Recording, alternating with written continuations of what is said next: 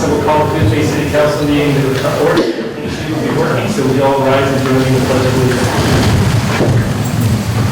I pledge allegiance to the flag of the United States of America and to the republic for which it stands, one nation, under God, indivisible, with liberty and justice for all. Thank you, everyone. So the first item on the agenda this evening is going to be in administration of oath of office for Carmen Matthews, who is virtual. So the call. Yes. Councilor Matthews, if you will repeat after me, so you can hear me well. Yes. I can. Okay. So I state your name.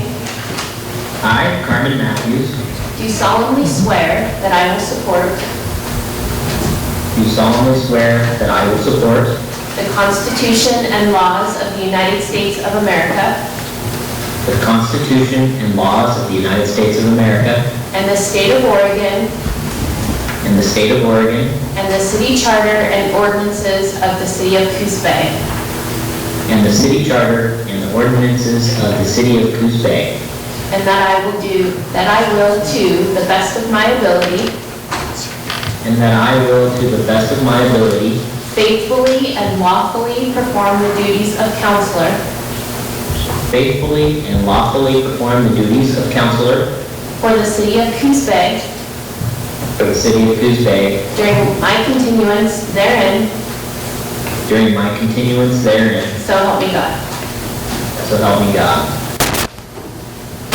Thank you. Thank you. Now your resolution.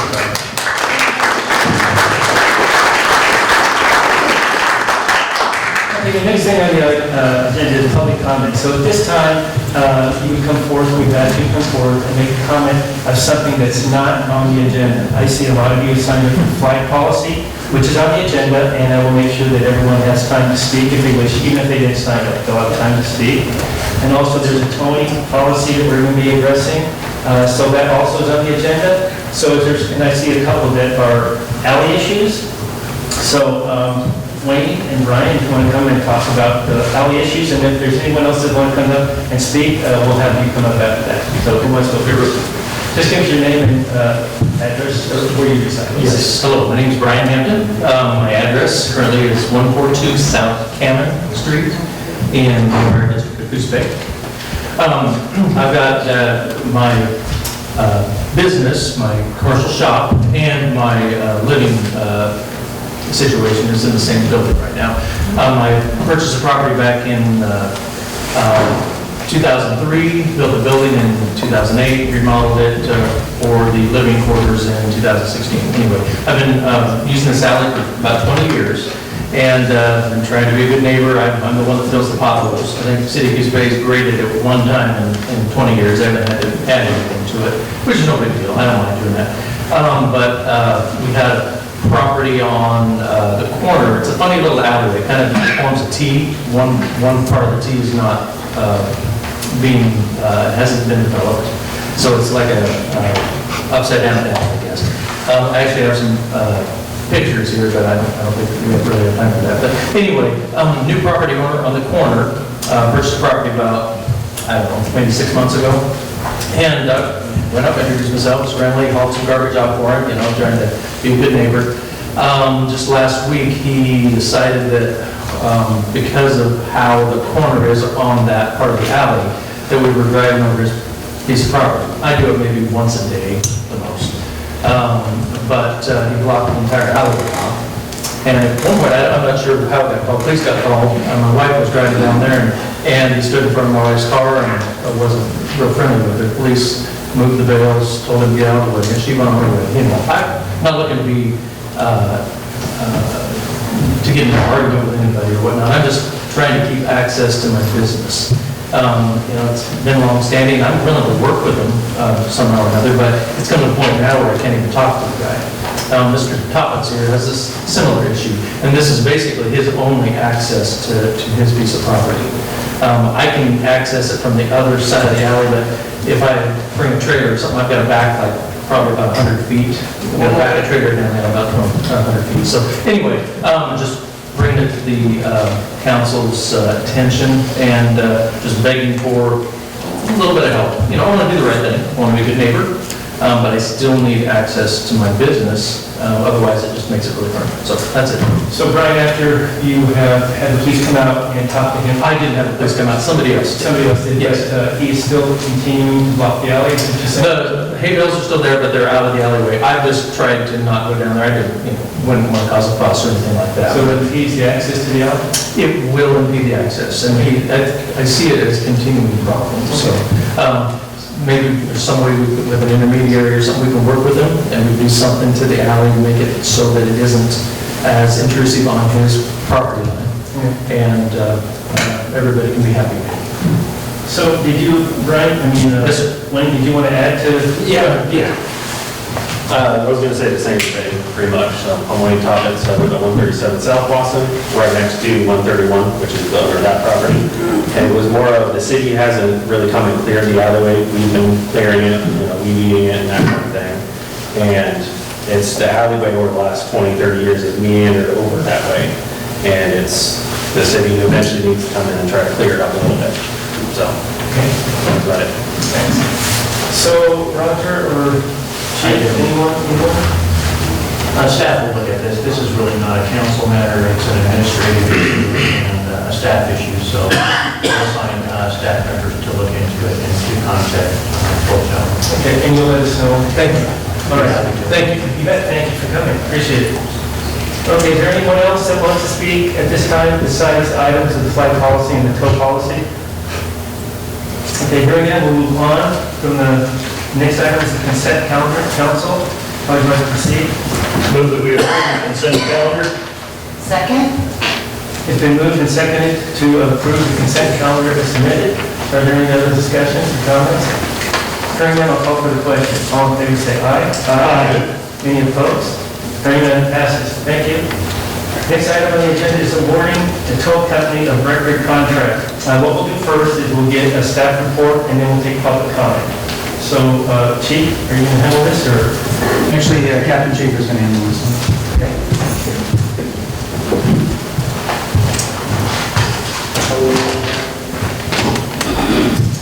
Good evening, councilors, Mr. Mayor. The City of Coos Bay's tow company of record has expired and a new contract is needed. A competitive RFQ was conducted and Mass Brothers Towing proposal ranked #1 in that process. However, if I can, I'd like to give you a little bit of background on sort of where we're at and how we've done. So last year, as most of you will recall, we moved from a rotation list of local towing companies to a tow company of record to handle all of the City of Coos Bay's towing needs. A request for qualification was established to determine a tow company of record for the City of Coos Bay. After a very comprehensive evaluation and scoring process, a company was identified and a 12-month contract was awarded. The 12-month contract has now expired, requiring staff to repeat this RFQ process. City staff contacted the tow companies in our area and provided them with a new RFQ. The companies were given until December 21st to provide the City of Coos Bay with their proposal and a list of their qualifications. At the conclusion of the RFQ process, the City of Coos Bay received 2 proposals from 2 local tow companies. Staff assembled a team of evaluators, management staff members from the police department, the fire department, public works, to review the proposals and score them based off the criteria set forth in the RFQ. I should note that the selected evaluators are from entities that are more likely to use the tow services in their day-to-day operations. The results are as such. Mass Brothers Tow Company received the top score and North Bend Towing was second.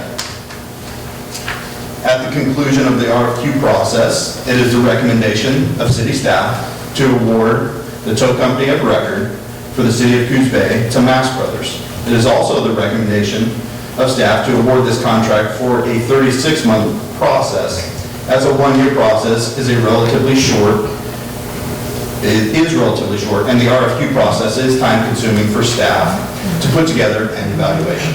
A 36-month contract is also more consistent with most of the City of Coos Bay's contracts of this nature. Additionally, 1 year in many cases doesn't give the tow companies enough time to make appropriate changes in order to be better qualified for the next RFQ process. At the conclusion of the 36 months, it is a recommendation of staff to go back out for proposals by means of a RFQ, similar to the one used for this process. I should note that there are no budget implications at this time, as the use of the tow company is already factored into the city's overall budget throughout the various department funds.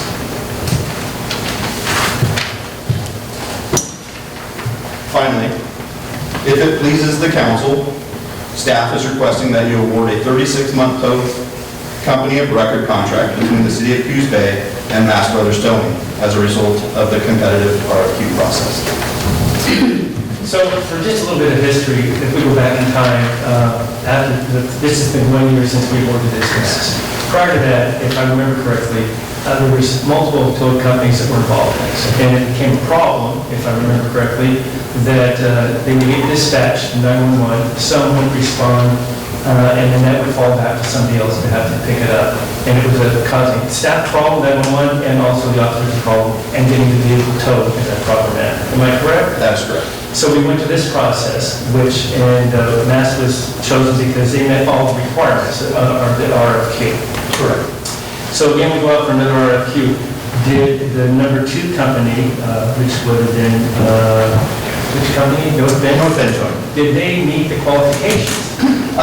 No, not all of the qualifications, no. All right, those are my questions. Anyone else? Yeah, I have one. So since you've gone to a tow company of record of those issues that Mayor was speaking about, been resolved? Yes. And I believe we went with a 12-month contract because we wanted to allow companies, because we did hear from multiple companies, where we did go to the record tow company, to give them an opportunity to meet some of the criteria that they did not score well on. Yes. At the time, and were there improvements as far as the RFQ goes? Did the scores? Well, there was, last year, there was 4 companies that put in for the contract. This year, there was only 2. I will say that North Bend Towing did improve, and that they got a larger, a heavy-duty truck. Although there are some concerns that it would be able to handle all the needs of the city. So they did improve there, but not to the satisfaction of staff. There were still concerns. And that's for the larger vehicles? Yes. In the event that the tower of record is not available, do we go back to rotation? We have not had that issue. I can answer that. So in the RFQ, there is a section in there that in the case that the tow company of record was not available or something happened where, let's say we had multiple vehicles and they were out of available records, then we are allowed to go to the next available tow company. And that's part of the RFQ. They've been available every time, though? Yes, to my knowledge, we haven't had an You've issue. not had to go to a second company. That's impressive. Anyone else? Any comments? The council? Okay. Thank you for the report. Thank you, councilors. Thank you, Mr. Mayor. Okay, public comments. So Tina, I see that you're on here. Would you like to make a comment? This will be your time, please. Remember, we got 3 minutes. Okay. Tina, owner of North Bend Towing, as you know, we were here last year. Again, there was 4 tow companies last year. Now there's only me and us. I wasn't gonna do it.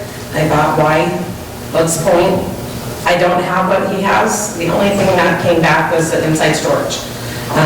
I do have it, but I don't have it completely to where they would be accessible to store a vehicle in there without other people being in there, in that building. So that's the downfall of that. My bigger wrecker, I could tow the bigger trucks. It's just not up to par right now. So again, we could do it. I think we're close to being able to be there, but just the inside storage is what really kills us. And when Banning PD did this, they had taken off the rotation for 10 months, and then they brought us back on, and they had said, hey, if we have to have inside storage, we're just gonna go ahead and call Mass Brothers. I said, fine, I'm okay with that. Just put me back on the rotation for the accidents or the impounds or the abandoned vehicles. I can handle that. If you have to have city vehicles towed, give it to him. I don't care. I just don't feel that you guys should take away the business from us. You know, my dad started this back in 1972. We've been on a rotation for 49 years. And yes, it probably did get out of hand when at one point there were 6 tow companies on rotation. And last year there was 4 that was applying for it. And there was a few issues where we couldn't take an abandoned motorhome because one, it was either too big or we didn't have a driver to drive it. I'm sure that's a pain for the dispatchers.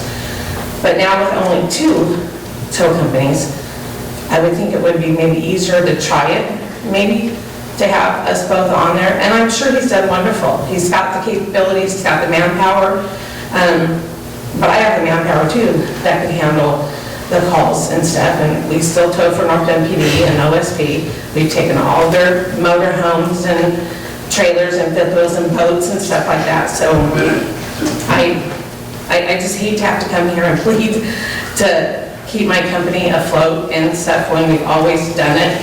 And I get it. I get it that you hate to call a tow company, they can't do it, but we're not like that anymore. I have enough drivers to cover, and I just don't think it should be fair for 3 years. I mean, if you're gonna do it another year or do it 2 years, but 3 years, I didn't even know it was gonna go to 3 years. They never mentioned that to me. But I think they should give us a chance to try it and see if we're able to be, you know, where they don't have to go through a list of our tow companies. It's just me and him. They're a good company, you know, they can handle everything. But give the little people, the smaller businesses in this community a chance to do it. I hate to do this. I hate to have to fight. Like I said, I wasn't going to do it, but I thought I've got to try. Got to try to keep it going if I can. So, thank you. Okay, thanks. Any questions? Well, no, I mean, some of the problem that we run in storage is a huge problem. It is. Some of the laws have changed, as you know, and it put us in an awkward situation, and I think we have legal and our chief address it, but when we have to tow these facilities in, we have to maintain records and documentation in their facilities for a period of 72 hours or longer. And then we have to, so it's a problem that we... Yeah, and I get that. And like Banning PD said, they would give out all the Mass Brothers if it had to be inside. You know, I get that, you know. Other than that, we can do everything else. It's just that inside storage of how many go inside. I don't know, when we were towing for the last 15 years, I never once had to have a call for inside storage. Maybe it's different now. Maybe you guys are doing more and more of police investigation. We had quite a few, and in my opinion, and I can only speak from what I've heard, is that, it's not fair to have a tow company just have to do certain things, and the other tow company deal with the other things. Yeah. It should be fair. Well, inside would be great for you. We'll even have to do everything. So, I don't know, it's one thing to think about the year, maybe we can discuss that, but anyway, Yeah. those are my comments. All right, I thank have you. a question. If this council were to decide to do a 1-year or a 2-year contract, would you make any improvements to expand your inside storage area? If I could, I would. Honestly, I would try. There's not a lot of property around to go put up a building, and that costs a lot of money, and, when you take stuff away from us, it's hard to continue to get money growing, because he gets a lot of them. He gets a lot of the calls. So, I would love to be able to have inside storage. Like I said, I have a building for inside, but it also has another business inside there, so I can't use that. I mean, North Bend Towing owns the building, but they don't want me to have it inside. It would be blocked off, but they still feel like they don't have access to that inside storage, so. Thank you very much. So just for clarification, the points that would go towards that, what Tina is talking about, is that there's not locked access, or? So what we're talking about in secured access is, or secured storage is for when a vehicle is impounded for police matters, criminal investigation, maybe it's used in an assault or an homicide or something of that nature. We have to have it completely secure where we can assure that the chain of custody, our evidence process hasn't been tampered with. The reason that when we had multiple tow companies on our rotation, the reason that some of the other companies weren't used, they didn't have the adequate storage, so then we did default to Mass Brothers. But when you're looking at an RFQ encompasses all of those needs needed by the city, not just the police department, but public works, fire department, and it has to hit all those points because you don't have the option of going to just cherry pick whatever tow company is capable of handling whatever need there is that day. And so that's why. I will also say that just the shifting in the laws now, Ninth Circuit rulings and stuff, and recent case laws require us to seize vehicles more often and apply for search warrants. So that is something that we're using more frequently. It is a necessity to us for our, I'm not going to say day-to-day operations, but it is a necessity for our operations. We do have tow yards. We have places to put other vehicles and motor vehicles and stuff like that. We just don't have something to secure for what he's talking about, the investigations for that kind of stuff. But we have yards to put other vehicles in there, so. Yeah, I just needed clarification for the security. It's not gonna work. Thank you, though. For staff, or if not, how would you like to proceed? Like I said, you have a comment, or you make a motion first, I have a comment. I feel like. You can make a comment, motion, go vote. I'm going to make a comment. Okay. I would propose that this council consider a 24-month contract instead of a 36-month contract. I think it's still a win for what we're trying to accomplish, but it also gives Northern County an opportunity to pursue more availability for inside storage, and you are a small business, and you've been in business for 49 years, and we appreciate that. 50 last year. 50, okay, sorry, 50 years. So I would like us to consider a 24-month contract instead of a 36-month contract. Any other thought? How's the rest of council feel? I'm fine with it. Someone needs to make a motion then. I'll make a motion to award a 24-month tow company of record contract between the city of Coos and Mass Brothers Towing as a result of a competitive RFQ process. Second. Okay, there's been a motion and a second. Are there any other comments by council? Okay, hearing none, it's been moved and seconded to award a 24-month tow company of record contract between the city of Coos and Mass Brothers. All in favor, say aye. Aye. Any opposed? Hearing none, passes. Thank you. Okay, the next item on the agenda is regarding the flag policy. We have quite a few that have signed up to speak on this behalf. Even the ones that haven't signed up will have an opportunity to speak if they wish. What we'll do is we'll go through the list first and then ask anyone else if they want to speak. Since there's so many, I'm going to limit it to 2 minutes instead of 3 minutes. So come up, just get your name, city where you reside, and get your comment. And so we'll start with Carla Ryan.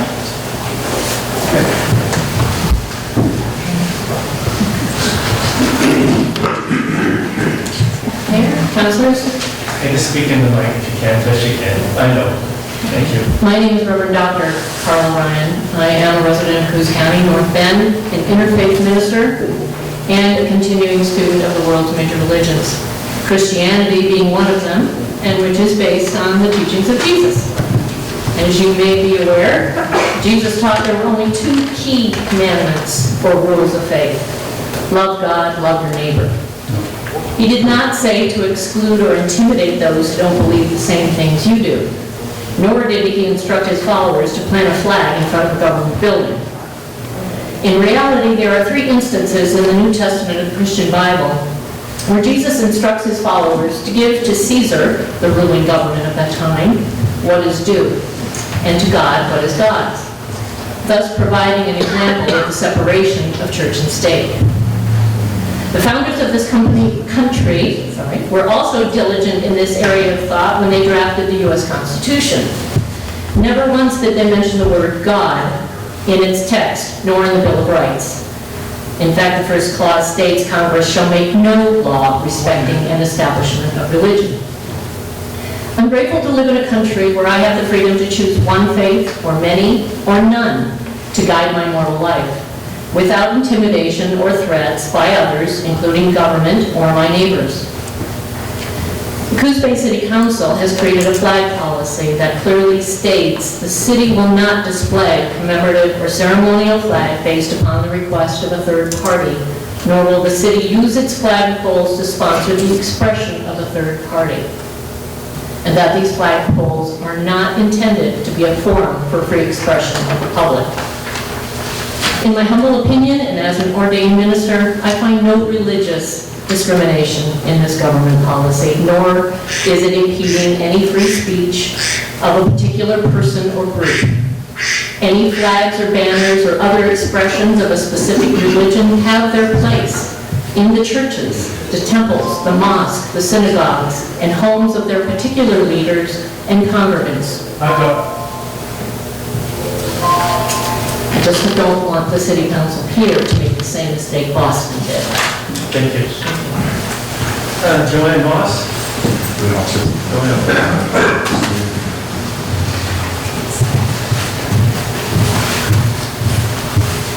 Okay, pull it down.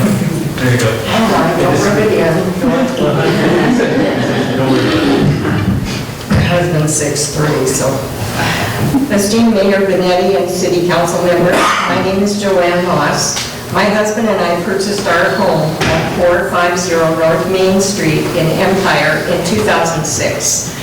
Through the years, we've witnessed many positive changes and improvements to our area, including a more inclusive, positive environment fostered by our progressive and welcoming city leadership.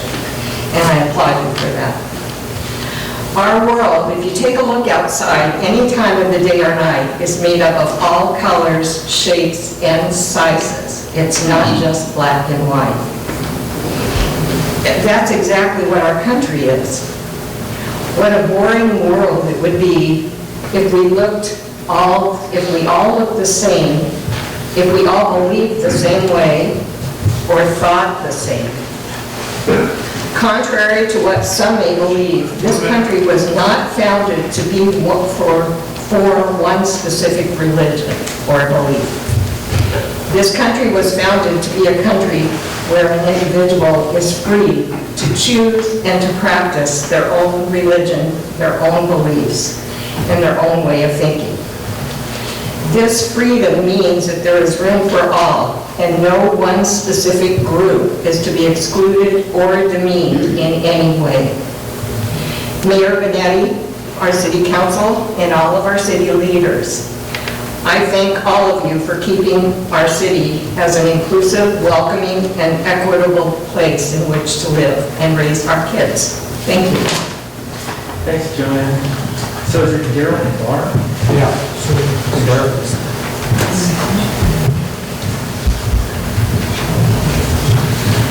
Yeah, I'm Daryl Barr. I live at 2309 North 11th Street in Coos Bay here. And about the flags, I have an objection to, if you do have flags, not allowing the Christian flag. I heard and understand that's been banned, and they won't allow Christian flag.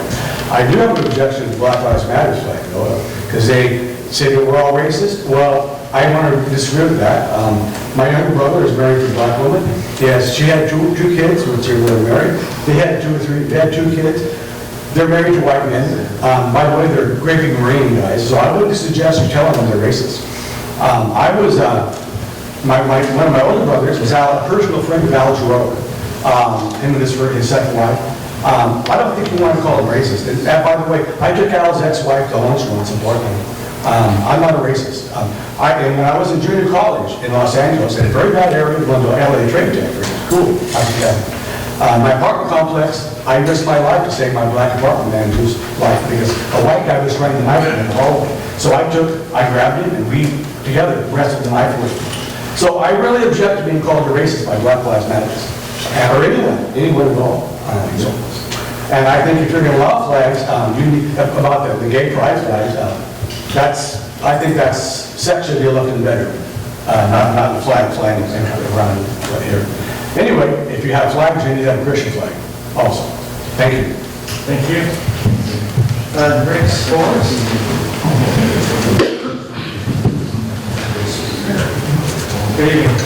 Yeah, my name's Greg Spores. Find it interesting that this morning I was in Coquille objecting to the same thing I'm objecting to now. Could you tell us where you're from? Place. Can you just state where you're from? Was it Bandon, you said? You what? Where are you from? You're Bandon, Oregon. Yeah, Sorry. Okay, thank you. It's all right. First of all, what's religion? Religion. I wrote down 3 examples. A pursuit or interest in which someone ascribes supreme importance, a personal set or institutionalized system which of religious attitudes, beliefs, and practices, or just simply scrupulous conformity. I believe BLM falls in those descriptions. I believe that the LGBTQ community falls within those definitions, especially since this council allows the LGBTQ community to evangelize in the city, in our parks and libraries. Lowe's versus Eugene in 1969. Public land cannot be set apart for the permanent display of an essentially religious symbol when that display connotes government sponsorship. Religious displays on public property must pass constitutional muster by not violating the First Amendment's established clause, which requires government neutrality towards religion. Now, I am appalled that you allow this community to attack and evangelize our children and try to convert them into their beliefs.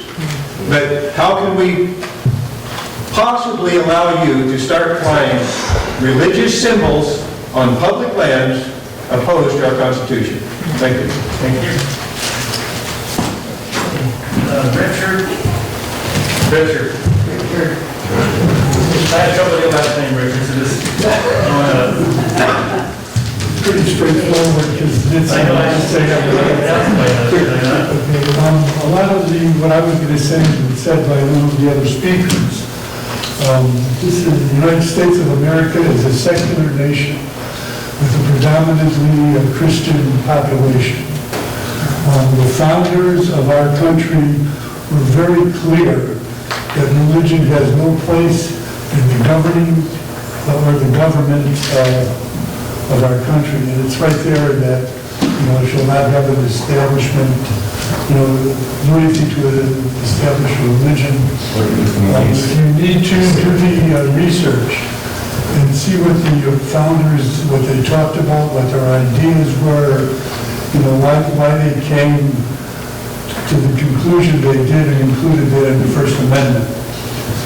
Okay, the government is down to the city councils, libraries,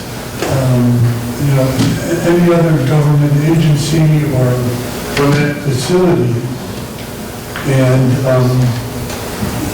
they should, none of them should have religious symbols. It's against the Constitution.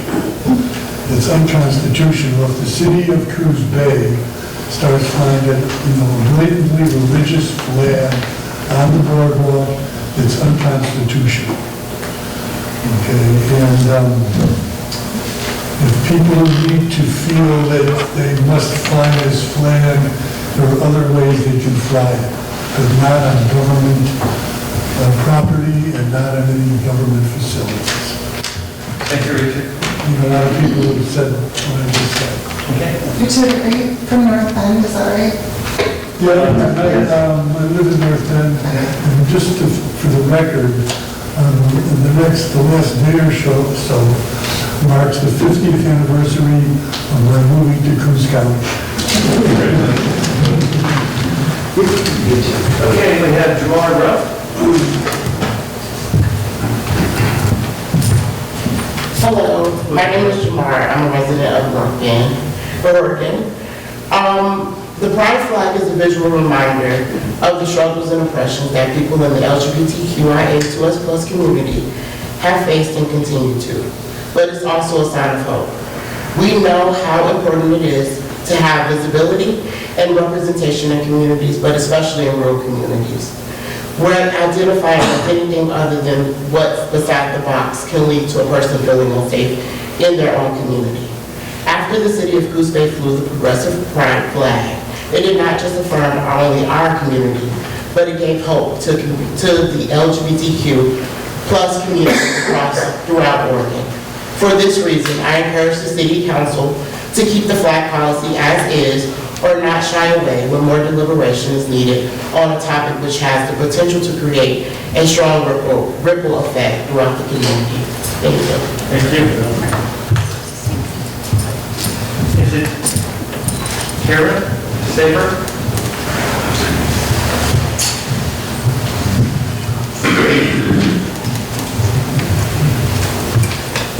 For the record, it's Karen Savage, and I'm from Bandon. Thank you. And I actually did the research here, and I was looking at the majority decision written by Justice Stephen Breyer. And what he said was the city's lack of, and this is for Boston versus whoever the guy was, the city's lack of meaningful involvement in the selection of flags or the crafting of the messages leads us to classify the flag raising as private, not government speech. And I seem to think that that's the fly in the ointment here. Now, to go on, one of the things that I like about Coos Bay is its diversity. And I like to see the various flags flown there to, for the city of Coos Bay to say, we support, we want to recognize these different diverse constituencies. That might be a way out of this for you, is that you actually make it official government speech and recognize the diversity of the community. Unless there's any questions, that's all I have to say. All right, thank you. Reverend Elise Hudson. Oh, there you go.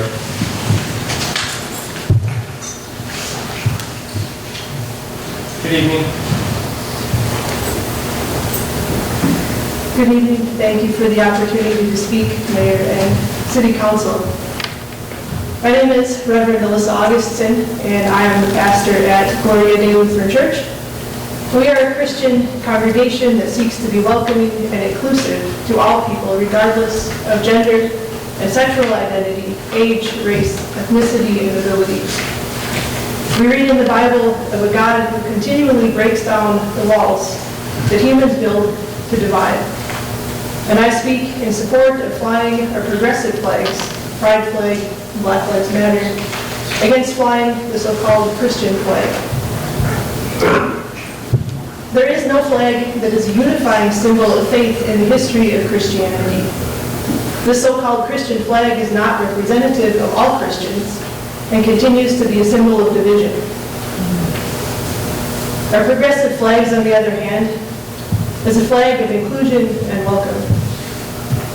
Christian communities are not often known for being a safe space for our LGBTQIA siblings, and flying this so-called Christian flag is a symbol of the pain and the violence that has been done and continues to be done in the name of God, limiting God to being a God of fear and hate instead of a God of love and inclusion, a God of love and embrace of all humans who deserve dignity and love, space to live our truest selves as God has created us. The pride flag is a powerful symbol of love and inclusion. The images we display as a community speak to our willingness and ability to welcome people. Images that divide, exclude, and images that include, welcome. As a pastor of Gloria Dei Lutheran Church, I stand in favor of continuing to fly the pride flag on the Coos Bay Boulevard. Thank you. Thank you. Lawyer? I'm coming. Be right there.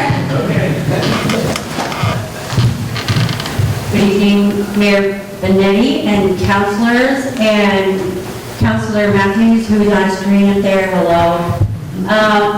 I just want to say I'm adamantly opposed to any religious flag, Christian flag on the boardwalk.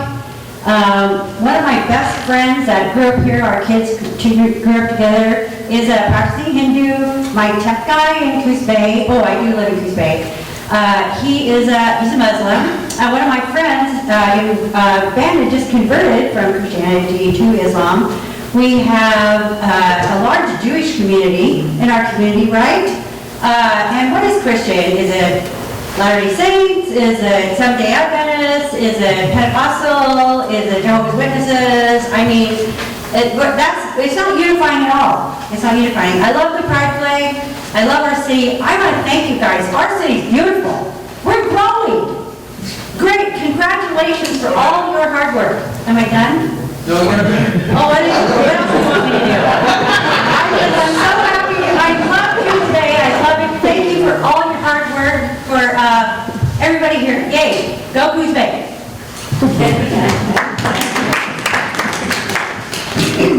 Tim Bedingfield.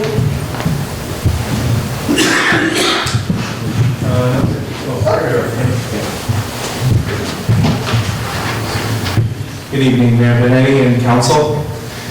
I am Tim, and I am from 62960 Pansy Road in Coos Bay. I have been a resident of Coos County for over 10 years. I have graduated from my time at both Marshfield and in North Bend. And in my time here in this community, I have been blown away by the amount of diversity, by the amount of inclusion and love that we all share. The pride flag is more than just a flag of the LGBTQ community. It is a flag of inclusivity, of diversity. Like there are many colors in the spectrum of light, as there are many colors in the spectrum of the rainbow. That represents our individuality as people. That sparks our creativity and our drive to come together as a community. It's more than just what it seems. So I ask that you please keep the flag and keep our community growing in its inclusivity and its care. Thank you. Thank you. Dora Gary?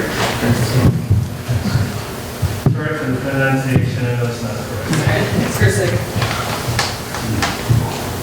My name is Laura Ursig, and I live in Coos Bay. I am grateful to live in a community that takes issues such as the flag policy seriously, and I thank every person who's been a part of, who has taken the time to be a part of this process. I'm humbly offering my feedback to y'all that we keep the policy as is.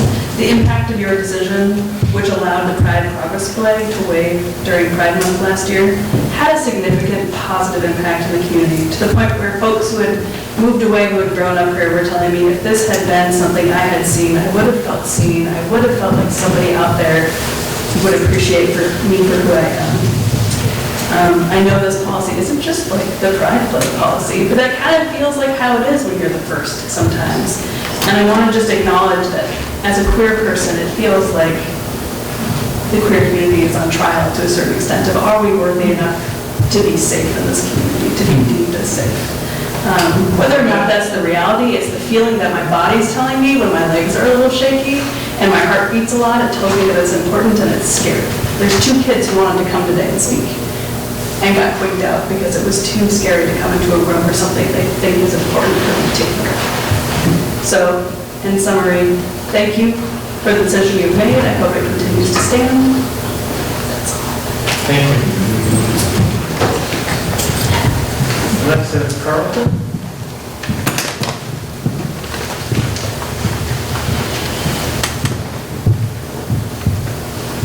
Hello, I'm Alexa Carlton, and I live in Coos Bay, and I'm starting my clock. As a longtime member of this community, I'll start by saying just how much it meant for the city to write a flag policy that opened the door to certain flags being flown on the boardwalk. The example I'll point to, of course, is the pride flag being flown for the duration of Pride Month last year. which was an unforgettable experience to those of us in the queer community. Most would agree that we need more than flags to be flown to really stop things like homophobia, which members of the queer community experience on a daily basis. But symbolic actions hold a lot of power. Seeing the pride flag on the boardwalk sent a direct message to the queer community and to our community at large. It said, "We see you, you are welcome here. You are safe here, this is your home." When it comes to flags, the pride flag is particularly powerful. It's a reminder of the many lives lost while fighting for equal rights and human dignity. It's a reminder that queer communities of color are especially threatened even today, and we have a lot of wrongs to undo. But it also represents hope. If you didn't feel moved by the flag, or if you found yourself thinking that flag doesn't really belong up there, then you're likely not part of a marginalized community that has had to fight to be seen, and to live, and to belong. That being said, it seems that the pride flag being flown has opened up the door to questions about why other flags can't be flown as well. In response, I would point to the text of the flag policy as written, which makes it clear that the city's flagpoles are not intended to be a forum for free expression by the public. Ceremonial or commemorative flags shall be displayed as an expression of the city's official sentiments. When the pride flag went up because of what it symbolizes, and because the city council decided that this flag message was the one they wanted to stand behind. This flag policy goes way beyond the pride flag. I hope there are other future flags that express messages of unity and hope as well, and we should have the option of flying those flags. Of the 4 options moving forward, I'd like to throw my support behind number 1, keeping the flag policy as written, and number 2, adding language to prohibit flags with a religious connotation, taking one step further towards keeping the necessary separation of church and state. Thank you for your time. Thank you.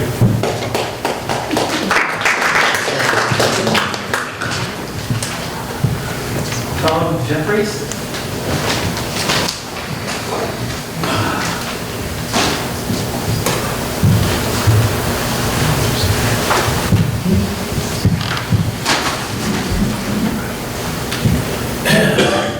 Honorable Mayor and City Council members, my name is Tom Jeffries. I live at 62228 Crown Point Road in Coos Bay. I'm not going to be nearly as eloquent as some of the previous speakers, and probably much shorter, but I just want to applaud you all for the decision to fly the pride flag on the boardwalk, and I want to encourage you to keep that policy the same as it is now. I don't see a list of any harm to anyone, and it shows that we are an inclusive community, that we accept people of all colors, creeds, sexual preferences, etc. I probably left a few things out there, but as far as flying the Christian flag, it's fine. In my opinion, it's fine if people want to, if churches want to fly it on church property. But our founding fathers seem to know best. When they wrote the Constitution, they decided that we should keep church and state separate. And I believe that's the way it should be. And so, therefore, I would be against flying the Christian flag, but continue to fly the gay pride flag. Thank you very much. Thank you.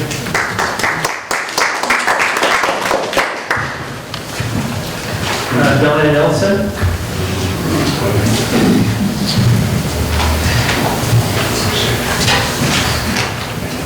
Thank you for letting me speak today. And I am from North Bend. I've been here since 1986 and a homeowner up at Airport Heights since 1996. So I am first time ever speaking, coming to a council meeting, so that's how important this issue is for me. And I am in favor of inclusion and unity and acceptance and diversity. I can't tell you how proud I was to see the pride flag fly last year. And I would like to see other flags like that, like Black Lives Matter, I think is very important as well. And I think that I'd like to see you keep the policy the way it is. I think that it's important, if I was coming through town as a visitor, to be able to see that flying, I think I would feel accepted, and I would want to spend money in this community. I think it would improve commerce and the economy. I think people would want to stay. I think it would help benefit Coos County greatly, and I thank you for your consideration of continuing this policy and being able to accept diversity. So thank you very much. Thank you. Ron Taylor?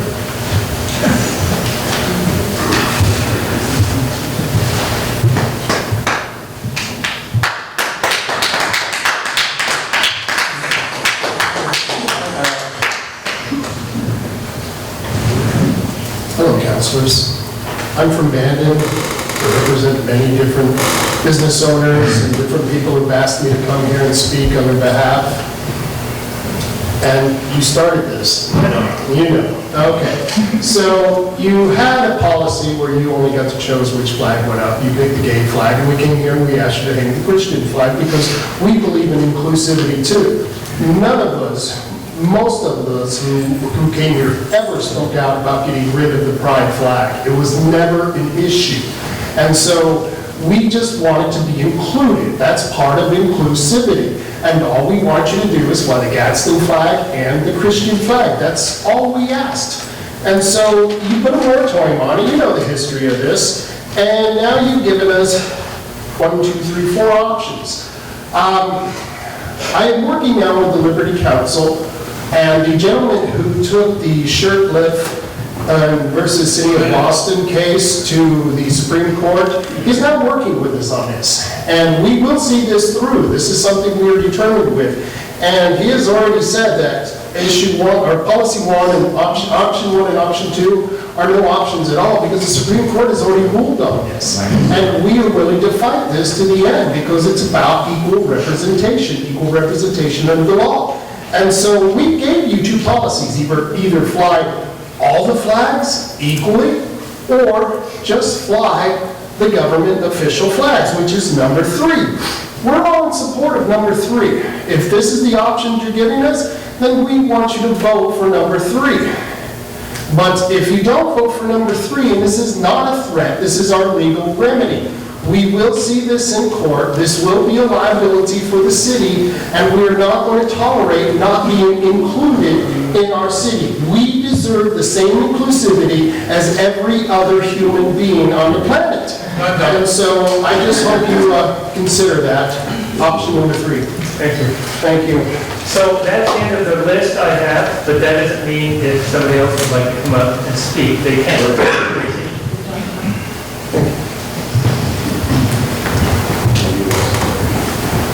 Hello, my name is Tracy Pearson. I live at 878 Michigan Avenue. I wasn't going to speak. However, we had a friend who left this community because he was a gay man. He was threatened daily, wasn't comfortable. Came back, saw the flag, great amount of pride. There are churches everywhere in our community. They are included. I have religion that's not represented. I don't ask that anyone else, I appreciate that you want to have your faith in your religion, but it upsets me so much when individuals say we're going to sue individuals who want to create joy for others because they want to oppress others with their view. You have churches everywhere in this community. There are plenty of places where your flags can be flown. Why must you do this to others? I just don't get it.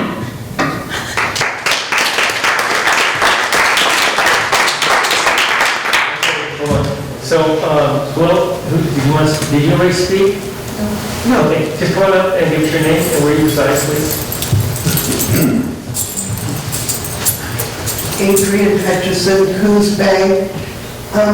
Your name? Adrian Hutchison. Oh, I'm sorry. Still. I would just like, I think I'm correct correct and listened pretty well to the people that were speaking. I'd just like to point out that the only people who came here supporting a Christian flag being flown were from Bandon. And I guess I'd like to know whether or not Bandon has this rule, or why the people from Bandon that are here fighting aren't fighting there.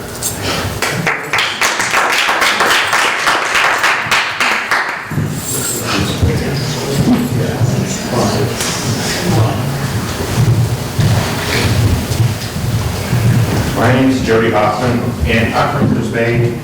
And I was here when the moratorium, the flag moratorium was passed. I had a Christian flag here, and I asked to see the flag, also the Lemon flag for my wife, who's a Marine.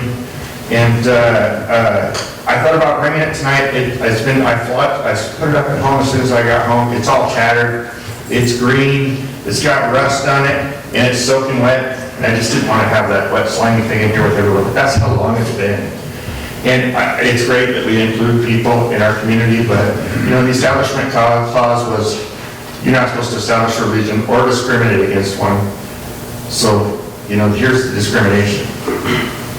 What's wrong with our flag? It's wholesome and virtuous, it's good. What's wrong with it? Answer that.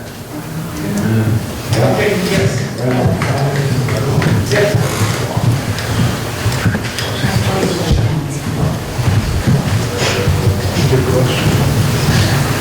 Mayor, council members, Matt Wilbanks, Coos Bay.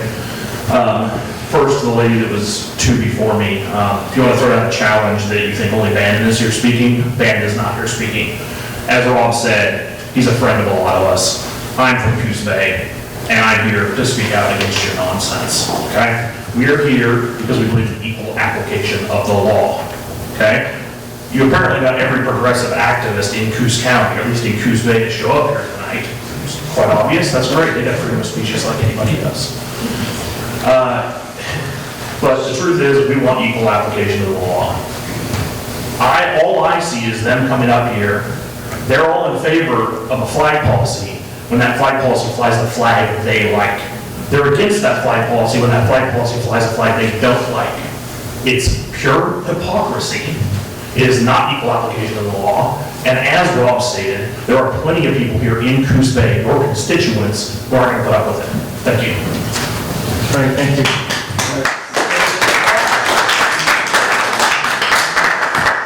Yes.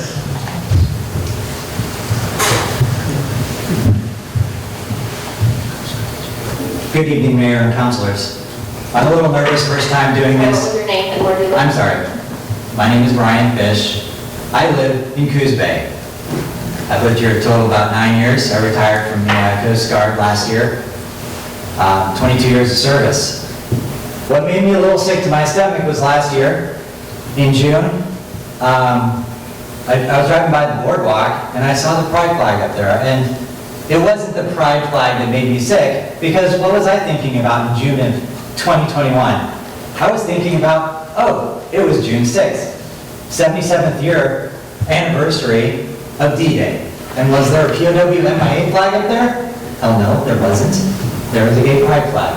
Is that what we should be putting up on the anniversary of D-Day? Listen, there's a lot of talk about, I am a Christian and I am a believer, but I tell you what, this has nothing to do with LGBT flags and Christian flags. I don't know why we are spending so much time on that. Option 3 to me seems like the only thing that makes sense right now. It's the only option that will make everybody happy, because somebody's not going to be happy with some flag at some point. That is all I have to say. I think, and then also, as far as just one comment, since I have time. 3 seconds? 33 seconds, that's perfect. For those of you who haven't read the First Amendment to the Constitution, the Bill of Rights, please just go read it again. I don't think separation is in there. It's establishment and it's freedom of religion. So just before you vote and talk about separation of church and state, remember that they're talking about establishment.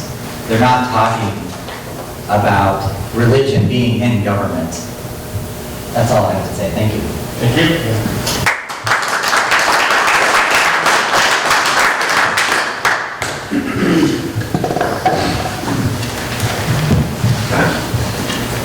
My name is Ken Denton.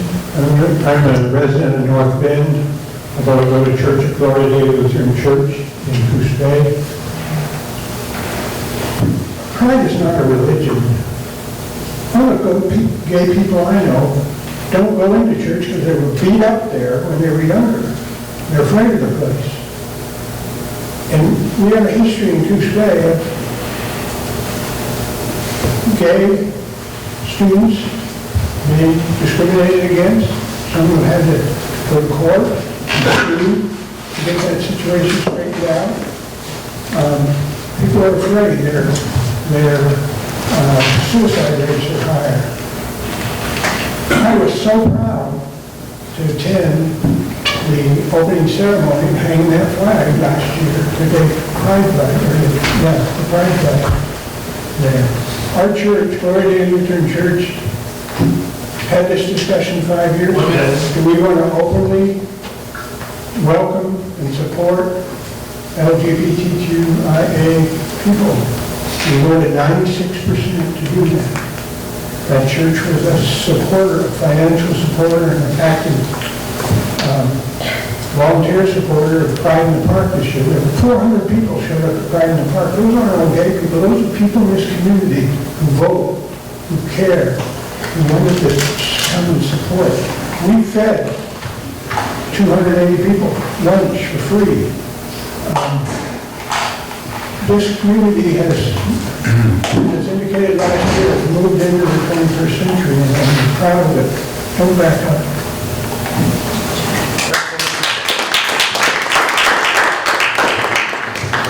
Okay, is there any other comments?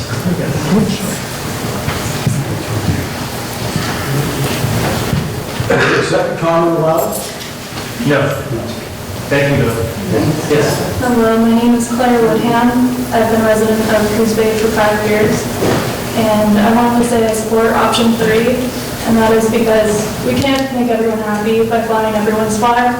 So we might as well fly the American flag, because that represents all of us. And I feel like that will solve the problem, because we don't have just one person's flag up or a group of people's flags up. We just have the American flag that represents all of us. Thank you. Thank you.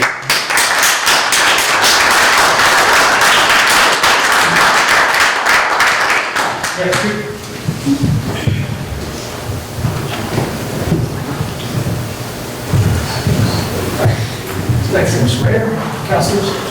My name is Michael Hanson from Coos Bay. I am for inclusivity for everyone. It doesn't matter what piece of cloth we hang at the top of the pole, but it's beautiful seeing all American flags right now, as we have. You know, the tribal flags are a great addition to that. I would support only flying government flags, U.S. flag, state of Oregon, tribal flags, Coos Bay City flag, whatever we want to do in the government type of route. Anything else, you want to fly the pride flag, you got to fly the other flags. You got to fly everybody's flag.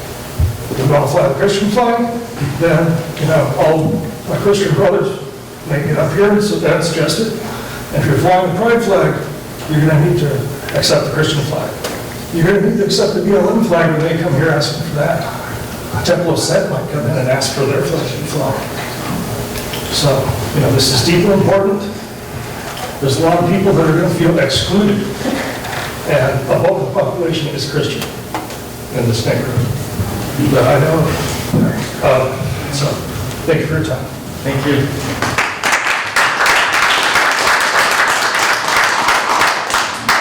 Okay, is there anyone else? Come on down.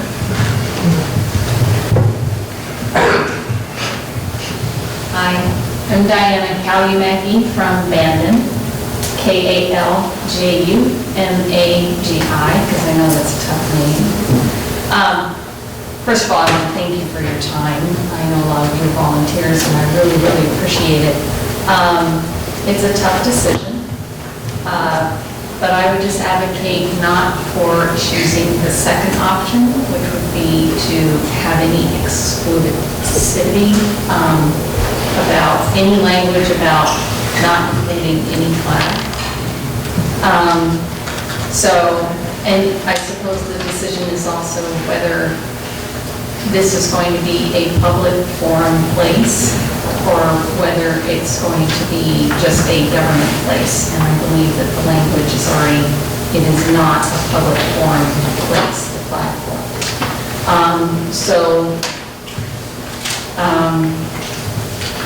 I would either stay with keeping the language as it is in the flag policy, or not using the flags for any sort of public display and just keeping them government flags.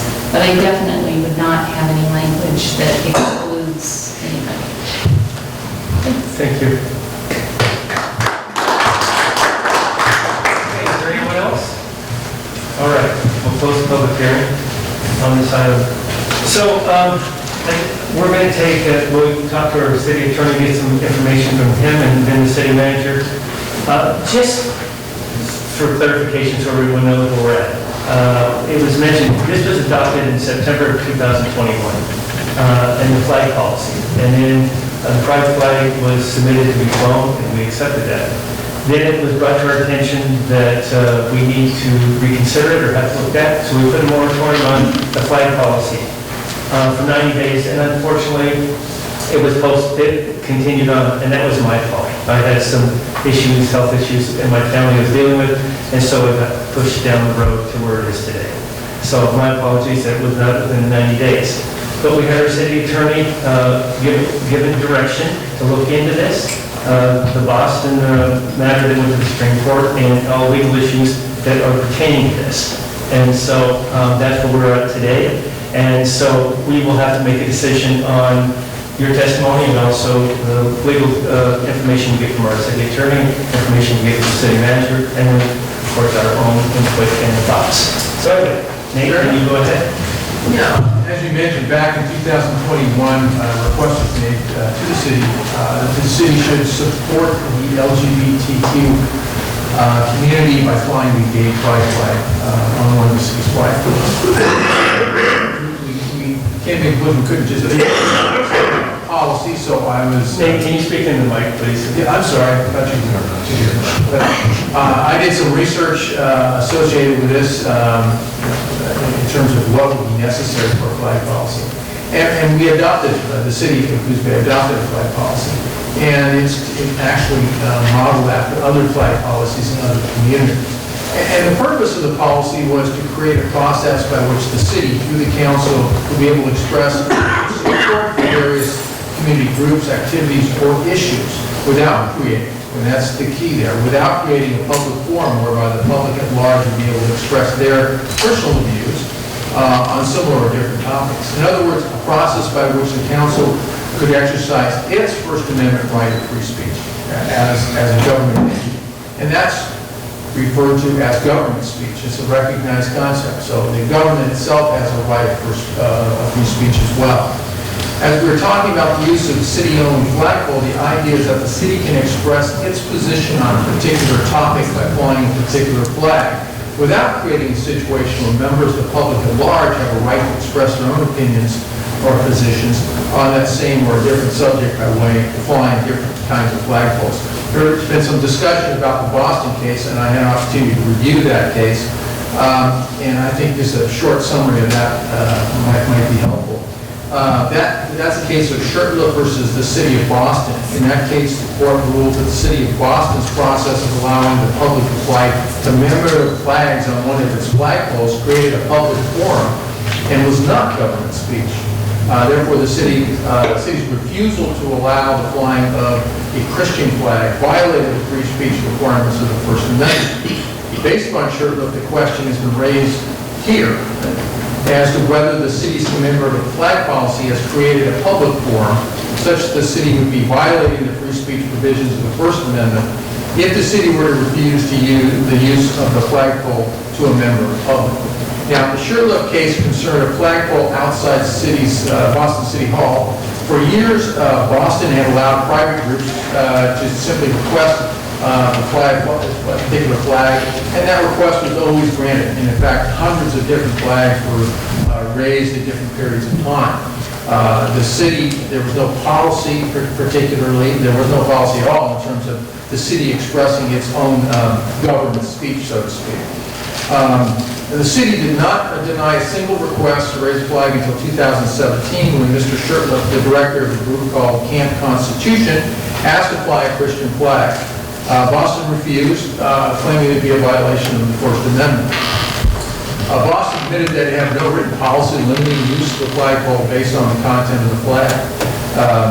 The issue presented was whether, on those facts, Boston reserved the pole to fly flags that could communicate government messages, or instead open the flagpole to citizens to express their own views, in other words, a public forum.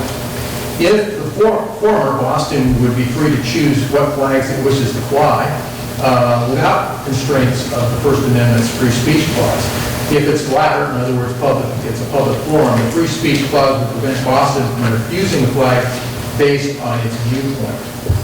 In finding that Boston's use of the flagpole created a public forum, the court stated in pertinent part, this quotation from Judge Breyer, I believe, Boston could easily have done more to make clear it wished to speak for itself by raising flags, in other words, government speech.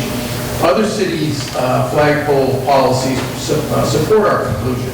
It cites the city of San Jose, California, for example, where it provides in a written policy that flagpoles are not intended to serve as a forum for free expression by the public, and lists approved flags that may be flown as an expression of the city's official sentiment. All told, while the historical practice of the flag flying at government buildings favors Boston, this is the court saying, the city's lack of a meaningful involvement in the selection of flags or the crafting of their message leads us to classify the flag raising as private, non-government speech. Though nothing prevents Boston from changing its policies going forward. The Shirley case is factually dissimilar to our situation. In the present matter, the city has created a written policy which specifically states that the purpose of policy is to allow the city to express its position on matters, and that it is not intended as a public forum, similar to the San Jose policy referred to in Shirley. In addition, the city does not have a history of allowing the flying of commemorative flags on its flagpoles, as was the case with Boston. As such, it's my opinion, the city of Coos Bay, through its council, has the right to control messages being expressed by way of the flying of certain commemorative flags on the city flagpole, and that doing so does not create a public forum. It's also my opinion that the city should be very much concerned about flying religious flags, any kind of religious flag. And the reason for that is if you take a look at the First Amendment, the First Amendment pertinent portion says, Congress shall make no law respecting an establishment of religion or prohibiting the free exercise thereof. If we allow a religious flag, one religious flag to be put up there, under our policy, it would be the city showing support for that particular religion. And if we do that, we're running afoul of the First Amendment, unless we allow all religions, any religions, or quasi-religions, people call themselves religions, to raise their own particular flag, which creates some particular issues. And one point I'm at, in following the decision in the Boston case, a Satanist group requests that it be allowed to flag its flag on the Boston flag. So, if the city were to fly a Christian flag pursuant to its flag policy, it would be expressing the city's position in support of Christianity. If the city were to refuse to fly a flag representing other religions, it would be seen as violating the principle of the Establishment Clause, or as the courts have referred to it, as the separation of church and state. It's not in the First Amendment, it's how the Supreme Court has discussed it in the past. On the other hand, if the city allowed all religious flags to be flown, the city is in reality creating a public forum, at least for the flying of religious flags.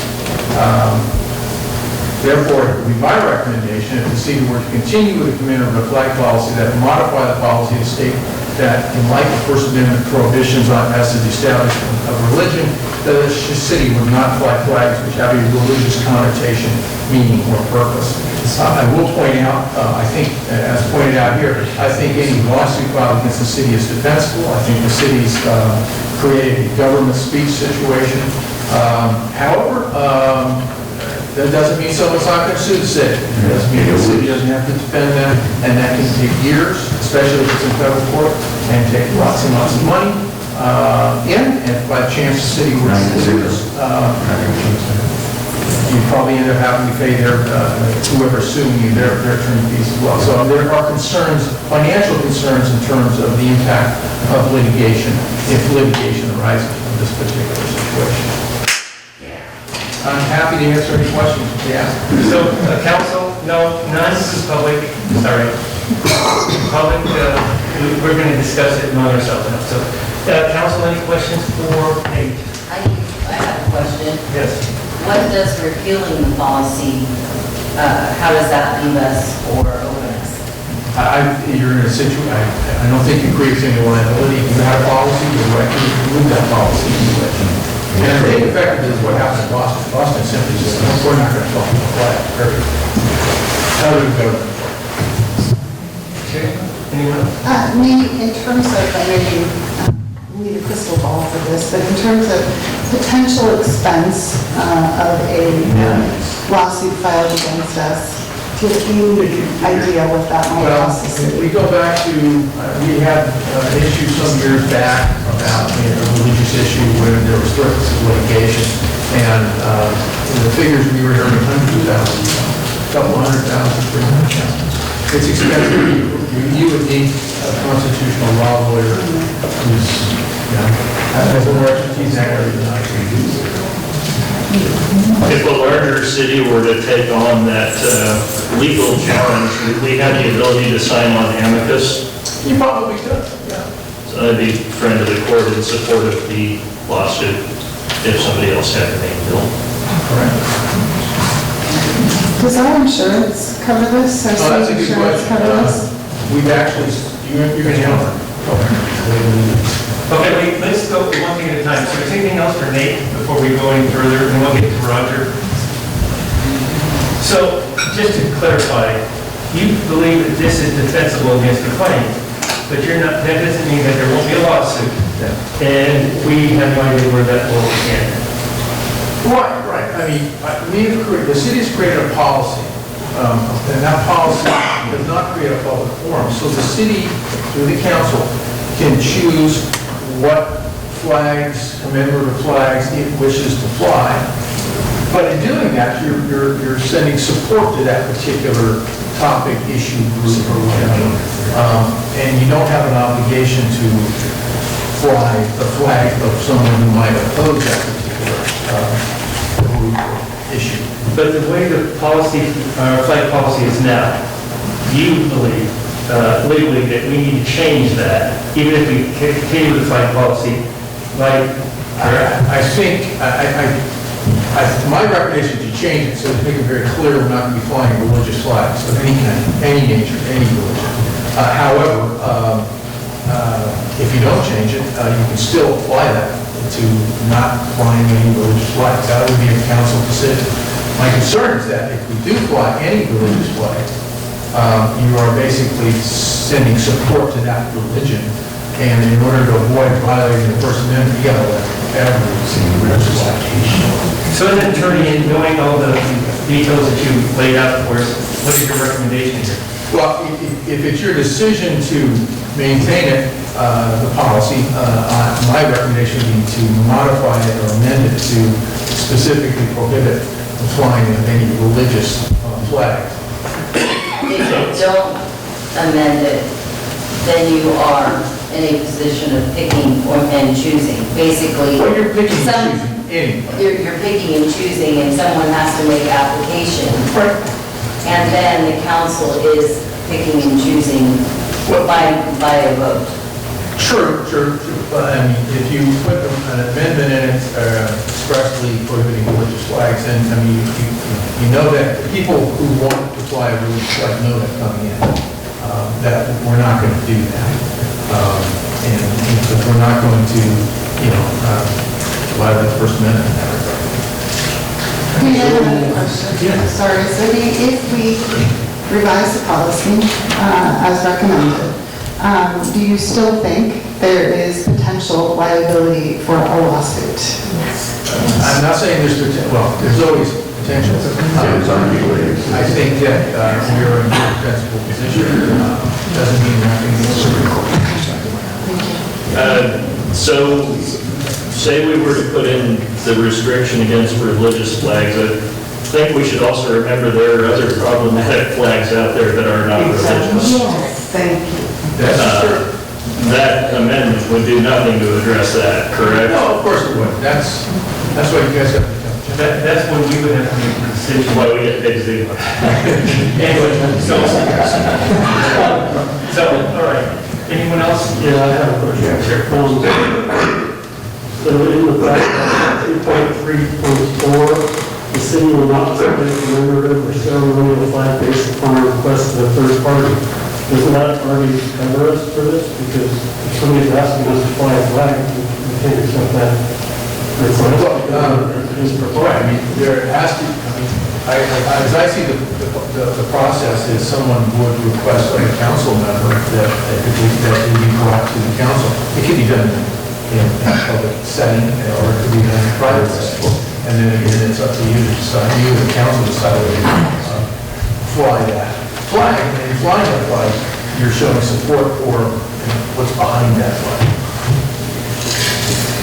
Okay, anyone else? Then we can't come back today, but then we'll go with Roger, and then... Sure. Just one more clarification. Yeah. If the flag policy is repealed, we have to state what goes on in the schools. No, you don't have to state that. I think our policy beforehand was basically governmental equivalent flags. We do have a policy for, U.S., state, city, trial flags. That, I think the policy was already established. And the idea was we were only going to have one flagpole that would be for commemorative flags. And if you repeal it, we're just not going to fly commemorative flags.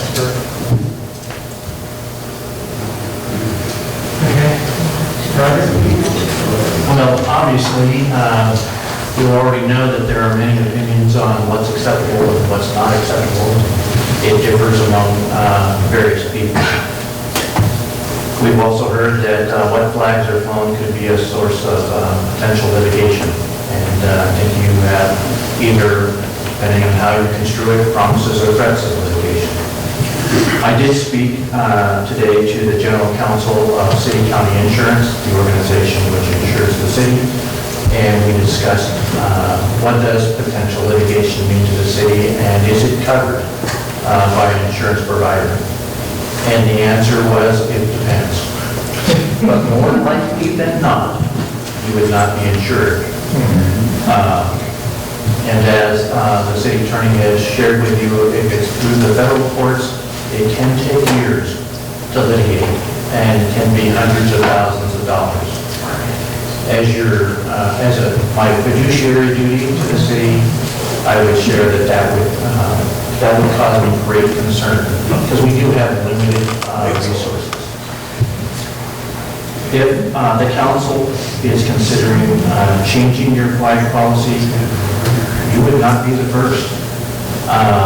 Many cities have chosen to repeal their flag policy because they found it's caused more division than unity, and taken up more time of the council than they have time to give. If you were to ask my opinion, I would repeal it.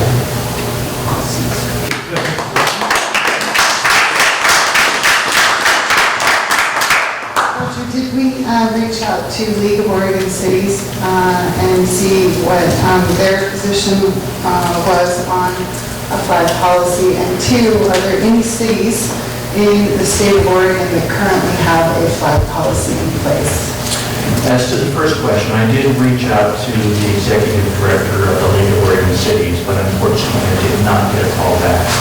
But to be fair to her, I called her today. It might have been an unfair expectation to expect a call this quick. As to other cities, when we began researching this last year, I did not see another Oregon city that had such a policy.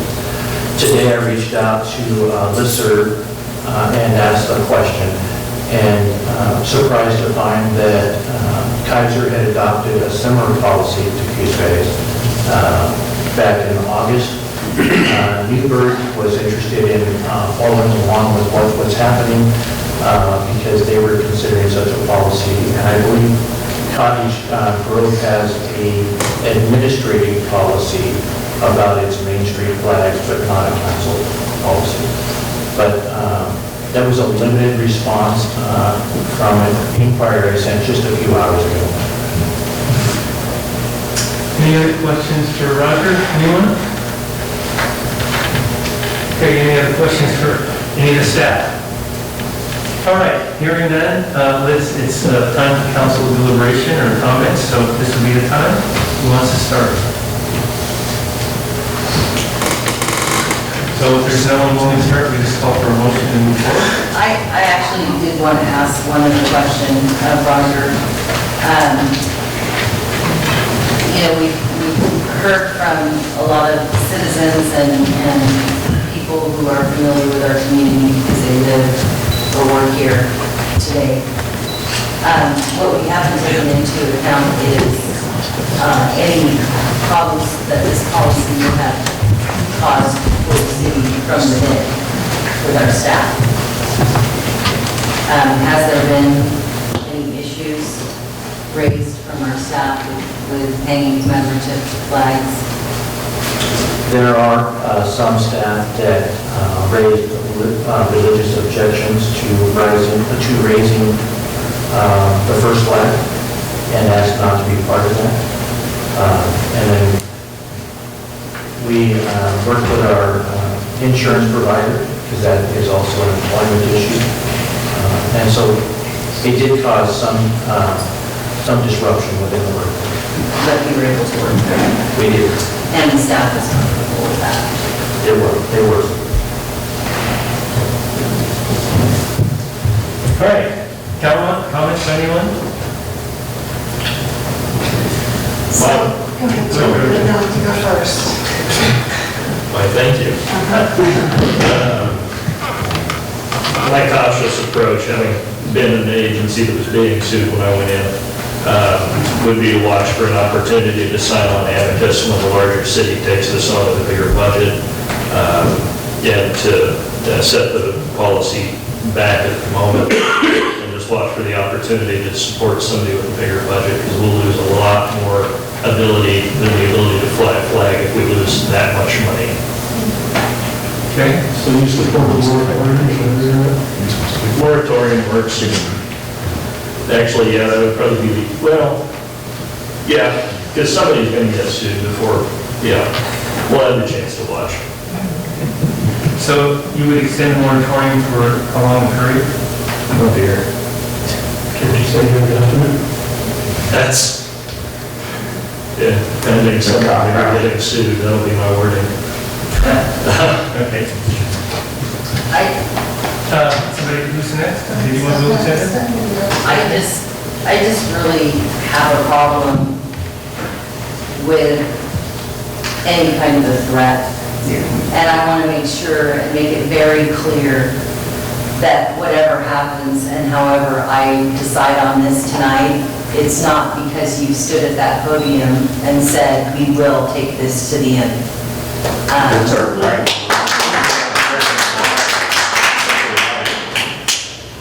This is not an easy topic. It wasn't even an easy topic when it came to us originally. We tried to do our due diligence with staff to ensure that we were making the best possible decision to represent the majority of the citizens in this community, and that's the Coos Bay community.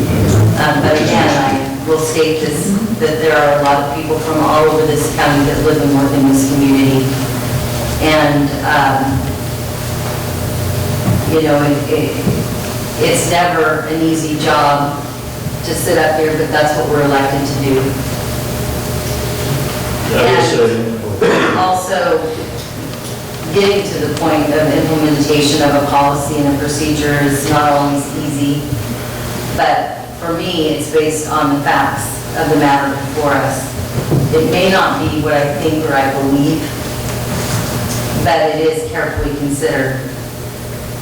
And while I voted for a policy that I believed at the time would be a fair process for everyone to access, I actually find it a little bit to the opposite at this point. I find it more divisive, and I think we've heard that tonight from both sides.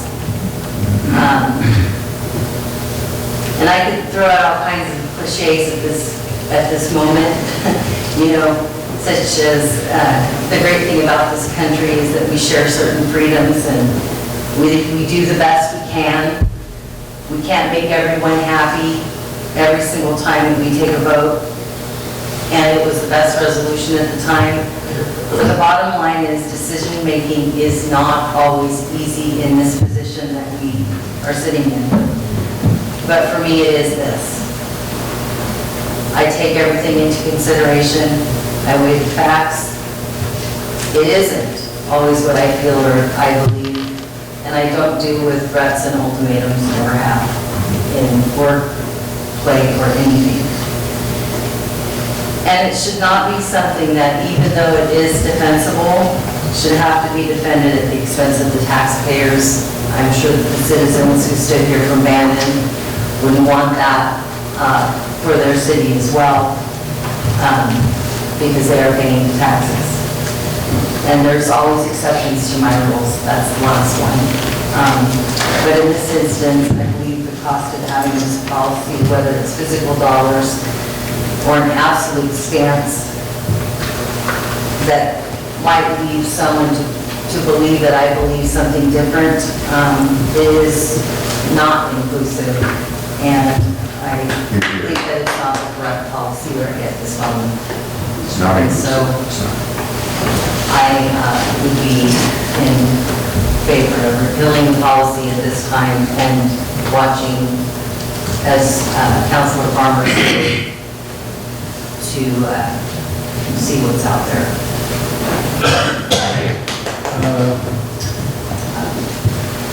This is like probably one of the most difficult decisions for me personally. I remember when this case was a year ago, and I couldn't have been more thrilled that the LGBT community approached us about wanting to have a flag on the boardwalk. As a niece of two gay uncles, one who I lost to AIDS, I have always taken a position of advocacy.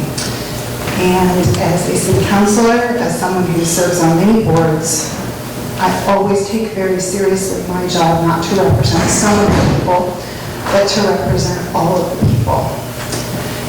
And I am so incredibly disappointed that we are having this conversation tonight. As I said, I was very supportive of this policy, but given the times that we live in and the divisiveness in this community, I have every expectation that if we continue with the policy that we have in place, we will have requests to put up other flags, the Confederate flag, the Nazi swastika flag. And if it wasn't supported by council, I have every expectation, as has been indicated this evening, that a lawsuit would be filed. With that said, I cannot in good conscience put the city in a place to be subject to a potential lawsuit, especially knowing that we don't know how much this lawsuit will cost.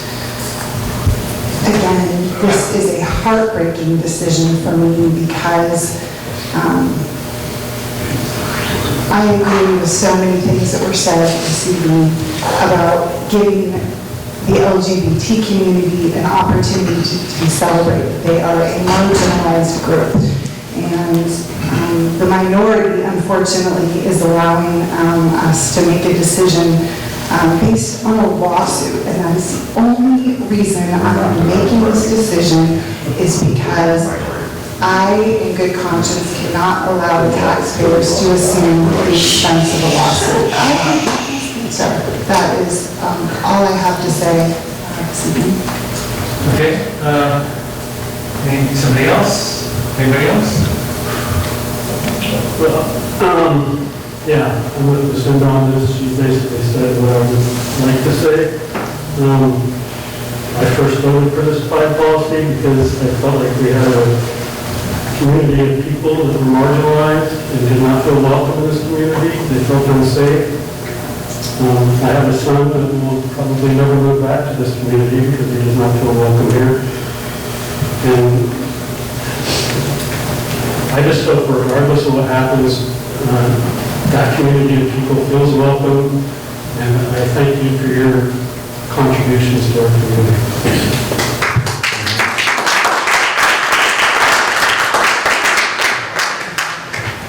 Carmen? Yep. Better share my sentiment as well. I think we were all in support of the concept of sharing our collective sentiment and exercising our right to governmental free speech. And I was proud that we were, as a group, moving forward to do so. And I still am very proud that we did that. And it is a very difficult thing to watch where sentiment come across as divisive. Just a second. Sorry, let me tell you.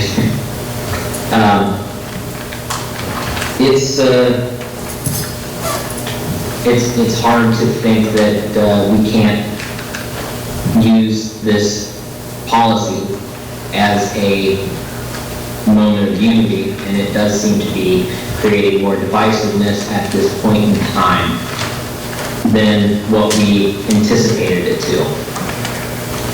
I also believe that we don't further the cause unless we continue to fight for the rights of all and for diversity and inclusion. However, I also feel very strongly that we don't want to put ourselves in a position where we can't be supportive to the community because we're strapped financially. And I do believe that there are ways that we can help support all members of this community that are outside of just raising the flag. I think there are many ways that we can do that, and we do that on a daily basis as individuals and as a collective. And I respect all of my fellow council members' sentiment. I share the same thing. I think we're all kind of on the same page that we want to make sure that everybody in this community feels heard, everybody feels like we're being responsible, and at this moment in time, I think I would like to join Drew in a moratorium on the flag policy. Unfortunately, it is kind of against my heart at this moment because I would like to continue to share our collective thoughts as elected individuals. We are here to share our position, but this is causing a lot more division than I anticipated. So that's kind of where I'm at right now.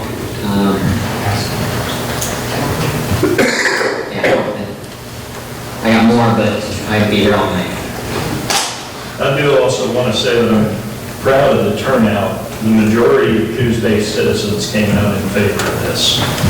Who came present.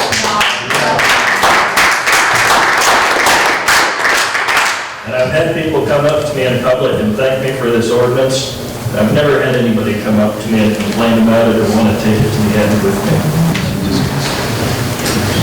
Sure. Yeah, I think this is a really disappointing place that we're at, and it's because of a couple individuals and their threats, and I think that's really unfortunate. And I think we should take great action.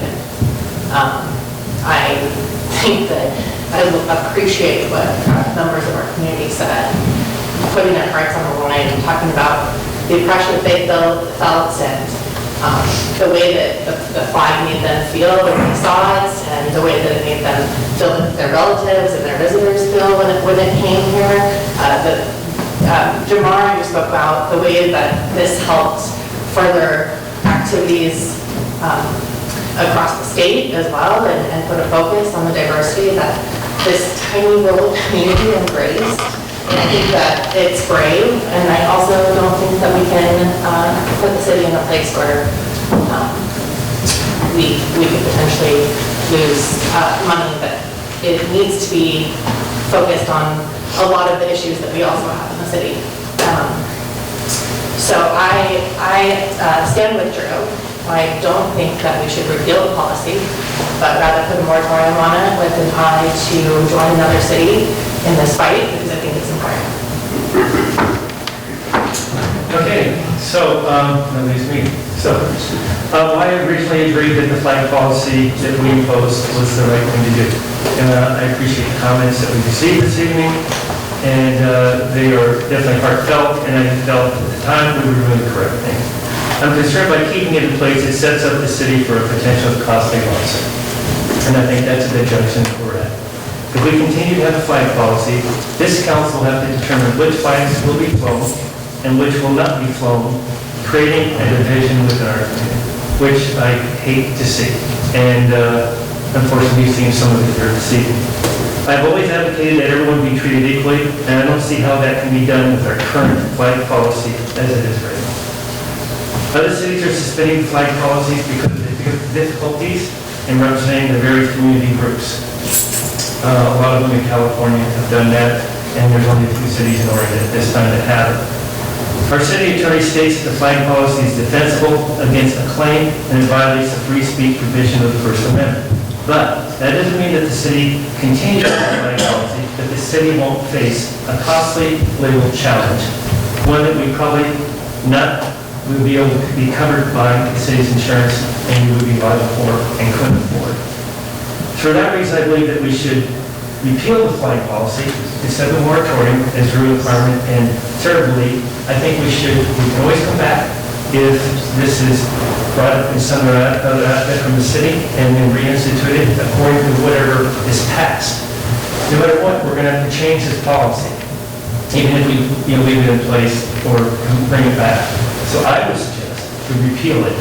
And then with the intent of the council, if you like it, I think then at the proper time, if something happens to change it, or we can implement something, then we go ahead and do so. And as we've done in other instances, Roger can tell you this, that why change something that we can just take and initiate? And we've done that in many ordinances and policies throughout the city. So to have this sit here and hang over us, and also, I think, puts us in this limbo, I think is a bad position. So I would suggest repeal it. Mr. Mayor, with all due respect, I think duly noted, but I also think that Drew's recommendation also makes a statement. And what it says is, yes, we're going to put a moratorium on it, but we're not done with this topic. And we're going to wait for a city, a larger city that has a much bigger budget, because we know it will happen at some point, to help address this issue with us. I think it tells those, it tells people, again, that we're not done. And I think that's an important statement to make.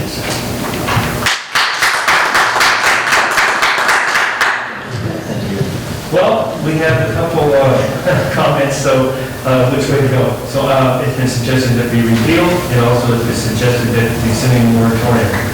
Mayor, is there any consequence to just leave a moratorium running? You know, you could have just put a moratorium and the council can end the moratorium whenever it wants to bring it back. Okay.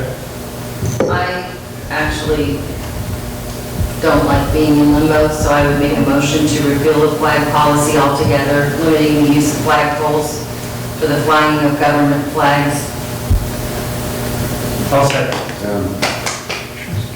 And under discussion, I wanted to be on the record that I am sad and disappointed today, but I think unfortunately, I'm one of the things in limbo. There is nothing that says that we can't come back with a policy, and I think we need to make a decision one way or the other. Okay, so we have a motion and second, and we had some discussion. Any other discussion? That is probably the cleanest approach. We can always come back. I don't like token gestures. I don't think it's a total gesture, and I would be curious if another city would feel like this would help them to make a similar decision. That's fair. Power in numbers. I agree. I think that being in moratorium shows that we are a city who has attempted this this protocol, and other cities will look to it, ask about our experiences, why we're in moratorium, what happened prior to the moratorium, and might go forward with either crafting their own or maybe joining on with our legal language. And maybe that's the city that is willing to take this on, or ends up in the fight that we can sign on with. I think that it shows that we are interested in this, and we didn't just give it up. Those good points. I just don't want people to think that I made that motion because I'm not interested in it. I am interested in it. I feel that there are points to both sides, and this policy and this motion is not reflective of my viewpoint for people in our community. I suppose putting in the moratorium does keep it on the books too, so it won't be forgotten. Are we still open to litigation? I think if you put it in a moratorium, you're not making any decisions on the fly one way or the other. It's essentially the same thing as appealing it, although you obviously can bring it back. So you don't think we have any liability for the lawsuit? I think no, I really don't. I mean, you're just not going to use the policy. You have a right to do that.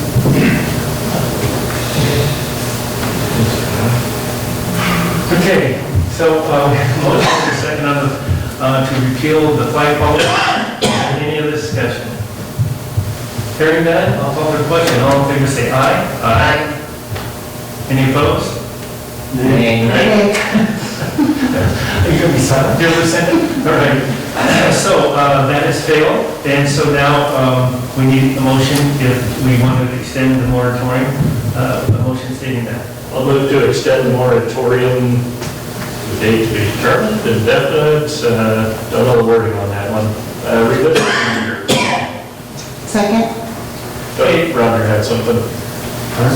Yeah, I think a date yet to be determined is the proper term. Date yet to be determined then. Okay. Second. Second to the date to be determined. Okay, is there any other discussion on this? So by this motion, there is no date to revisit this. That is correct. So how would it it would just be brought off the table or just brought up by any counselor, or how would that happen?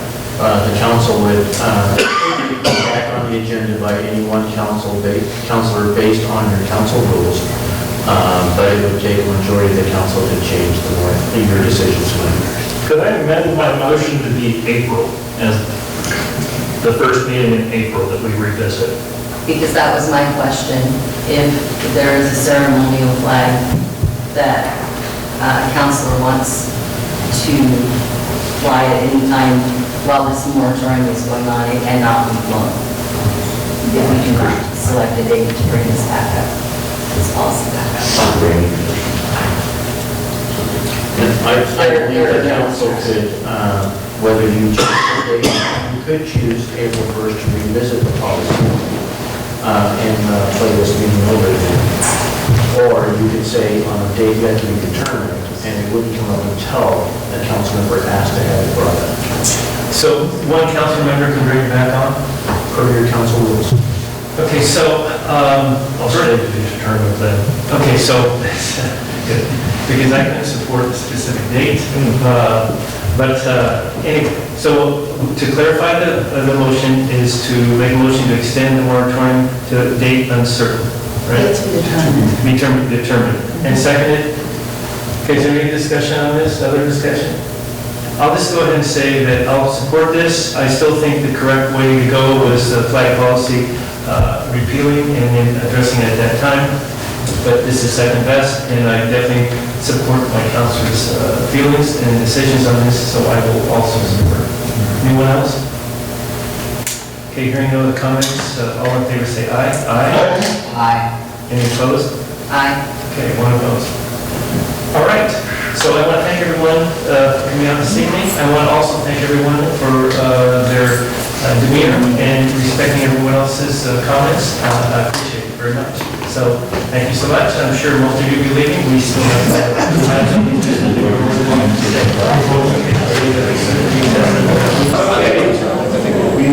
Next item on the agenda is acceptance of the fiscal year 2023-2024 budget. And so, Nicole? Actually, I think Melissa is going to handle this. Let me just clarify that this is the calendar, so it sets out the upcoming budget process. Yeah, it's a budget calendar. And I don't know if anyone had a chance to look at it. It's quite lengthy. But I started to panic because I thought first we were going to have to attend all those meetings. Okay, go ahead. Good evening. The city of Coos Bay undergoes the annual budget process starting in December each year with the adoption of the budget in June. Staff begins preparing the budget document in December to distribute to the budget committee in April, so that they have several weeks to review for the budget committee meetings in May. The proposed budget calendar is a detailed timeline of all the steps necessary to prepare, present, and formally adopt the city's annual budget by June 30th as required by OMS. This lays out for staff and what to expect for a budget committee. We've always done this calendar, but it's actually been presented formally this time.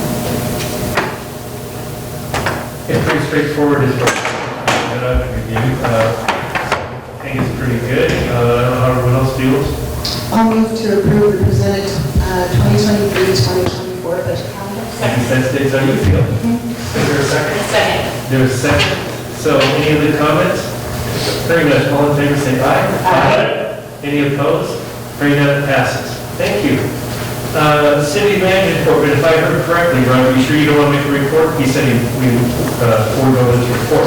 I think given the hour and the fact that we have another business meeting to occur for the urban renewal agency, I'll forego my formal presentation and write it up and send it to the council immediately. Okay. Council Carmen, are you there? I think he might be attending to his dog. So Drew. Just a general reminder that there's a difference between backing down and waiting for the right moment. That's all I got. Okay, Lucinda? I just want to thank everyone who came out tonight to give their comments. And I'm so incredibly appreciative of the thoughtfulness of this council. And I'm glad it was stated that we might not personally agree with the decision that we had to make tonight. It was really about protecting the taxpayers from potential litigation. And I'm just really appreciative of the work that staff did. Nate, thank you for all of your work. Roger, thank you for all of your work. And I'm glad for the moment this is behind us. Right. Rob? Well, switching gears, I have the library numbers for November that I will share with you tonight. For November, we had 17,800 items checked out at the library, and of those only 559 were digital downloads. There were 7,474 wireless internet connections, and 6,149 total monthly library visits.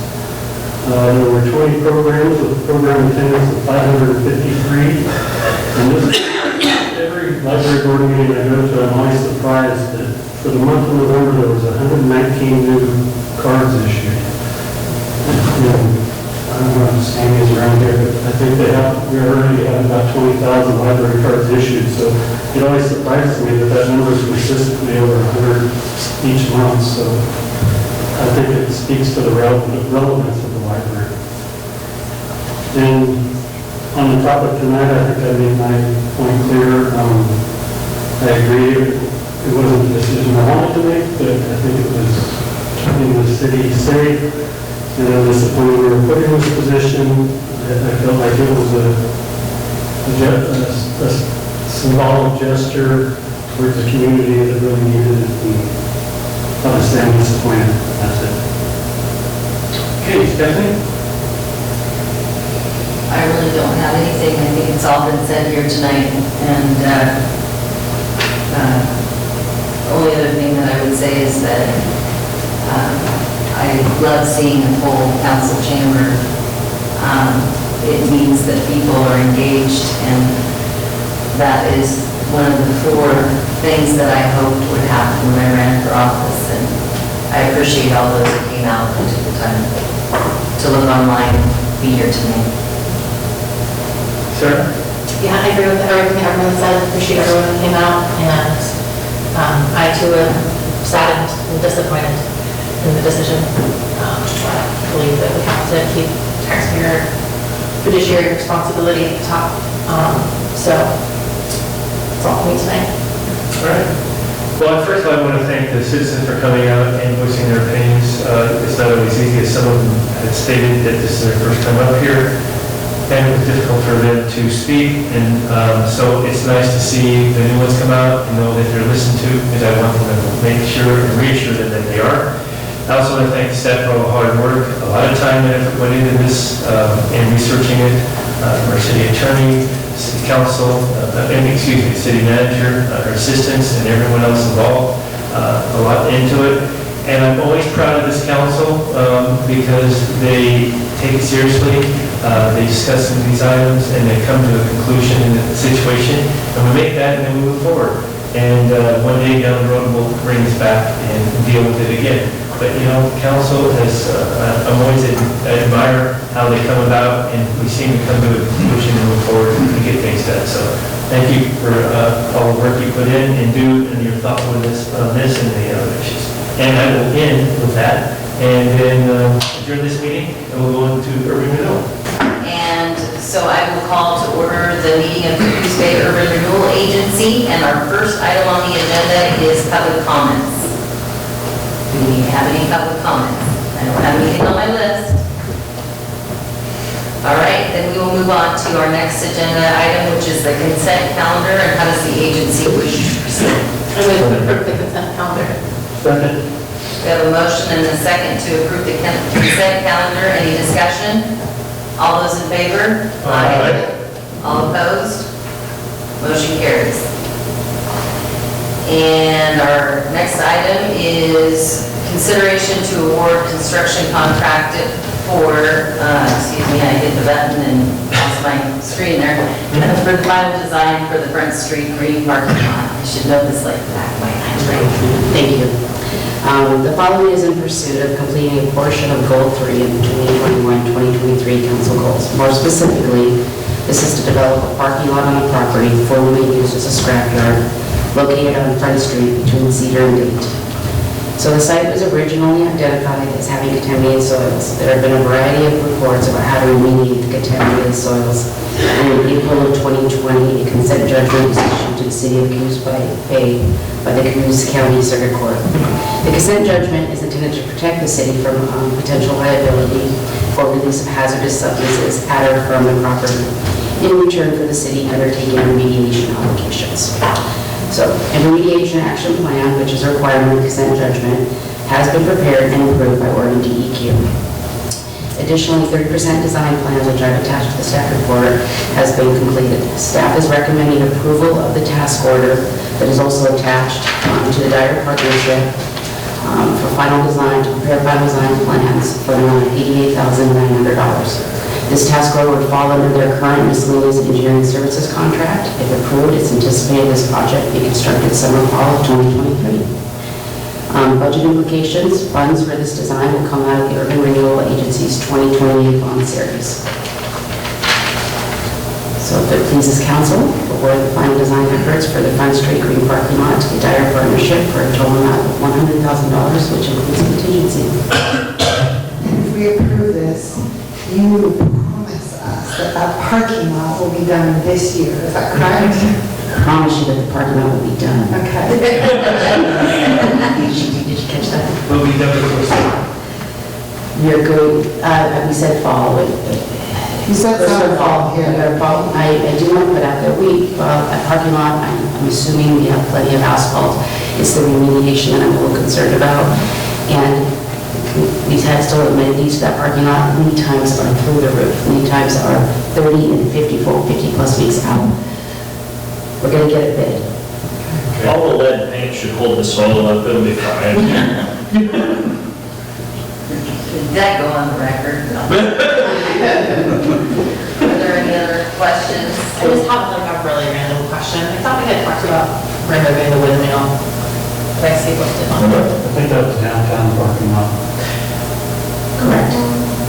No, we had talked about removing, I didn't catch that, thank you, Sarah. We talked about removing the windmill from the parking lot, which I think we can easily do, we just need the parking lot. Correct, Roger? We're fine with that. What was going to, I'm sorry. Well, just on that, it's not going to change anything as far as the design to remove that. I think we had talked about keeping a spot for some sort of art, but just not having to be the windmill. We can do that. So do all the city parking lots have a dumpster area? I was wondering why they have a dumpster. Part of our funding. So for construction, we're using a sponsorship option. There has to be some sort of stormwater component. And believe it or not, trash cans are a stormwater component, and so it's part of our funding. Well, along that, sorry to design it up, I think it's important to have dumpsters along there for, just to be used. The example is the Empire Boat Ramp. By having that, I know that it's a task for the staff, but it gives a place for people to dump stuff, otherwise get stuff on the streets. So I think it's good. We're just gonna have a trash can, not a dumpster. Okay, so what kind of trash can? We're gonna have a belly buster or what? So it's a centralized trash facility, so it's actually more for the local businesses. That was the intent when we first approached everybody. We are going to have on-site trash cans. Let us know what you'd like to see. So an example of supply chain issues, the belly buster has been delayed until mid to late February. They're that popular. It's either that or it's the electronic components, but we're seeing the same thing at Sparwers for generators. We're seeing those out at 52 weeks. The thing is, if we order them now, we'll have them by fall, correct, for this project? We are supposed to have some as soon as the end of next month. I'll move to approve the funding request for the oh, sorry, I bounced, I'm so sorry. I'll move to award the final design efforts for the Front Street Green Parking Lot to Dyer Partnership for a total amount of $100,000, which includes a contingency. Second? All right, we have a motion and a second to award the final design efforts to the Dyer Partnership for a total amount of $100,000, which includes a contingency. Just another question before I move to the actual question on the motion. Does this include like bioswells or some sort of? So because of the brownfield, it has a another stormwater component. It's Filterra. They basically call them trees in an inlet. It's proprietary, but because of the site constraints, the brownfield is the only thing that DEQ would approve. I wanted to make sure, because we are doing all sorts of improvements down there, that it doesn't look like vegetation is taken over and we haven't been landscaping. So I think now that you mention that, I think that. Are you ready for the question? All right, all those in favor say aye. Aye. All opposed? Motion carries. Next item is the approval of request for funding for reconfiguration and remodel of the 911 dispatch center. I figured if I was going to come and ask this agency for $250,000, I thought I would start up here. So, good evening. I brought to your attention in December at the work session a request for a proposal to reconfigure and remodel our dispatch center, and so I am bringing that back to you at a meeting where you can actually make decisions tonight. So a little background, as I did present to you in December, prior to January 1st, 2021, our North Coos 911 Dispatch Center, which is our primary public safety answering point, had a total of 10 dispatchers and 3 console units to receive and dispatch the calls for service. During this period, the center was providing services for the city of Coos Bay, police and fire, as well as contracted dispatch services for the city of Cook Hill, police and fire, Coquille Indian Tribe, and Confederated Tribe of Coos, Lower Umpqua, and Siuslaw Indians. The center was previously remodeled about a decade prior, and that remodel allowed for a bathroom facility. However, it was small, it wasn't expanded, and it really fit 3 consoles, and that was it. Starting January 1st of 2021, we actually started dispatching for the city of North Bend, and it also included their police and fire. When that happened, we needed to expand out to accommodate a 4th console in our center, and that became extremely tight to do so. In addition, we added 3 additional employees. Although we didn't have them right away, we are now at a point where we have our additional employees as well. And so we still were working in that very constricted space. Our 4th console is a limited console, and it's not a full console equipped with the ability to move up and down and forward, and it doesn't have all the accommodated space, and it's limited on the monitors. I think most of you have probably had an opportunity to come in and have a tour, and so you know what I'm talking about when I'm explaining it to you. There's also been some talks about a potential need for our center to expand even beyond where we're at now in the future. I don't know where that's going to be. Currently, it doesn't look like we may be going that direction, but I think we need to be prepared for future expansion.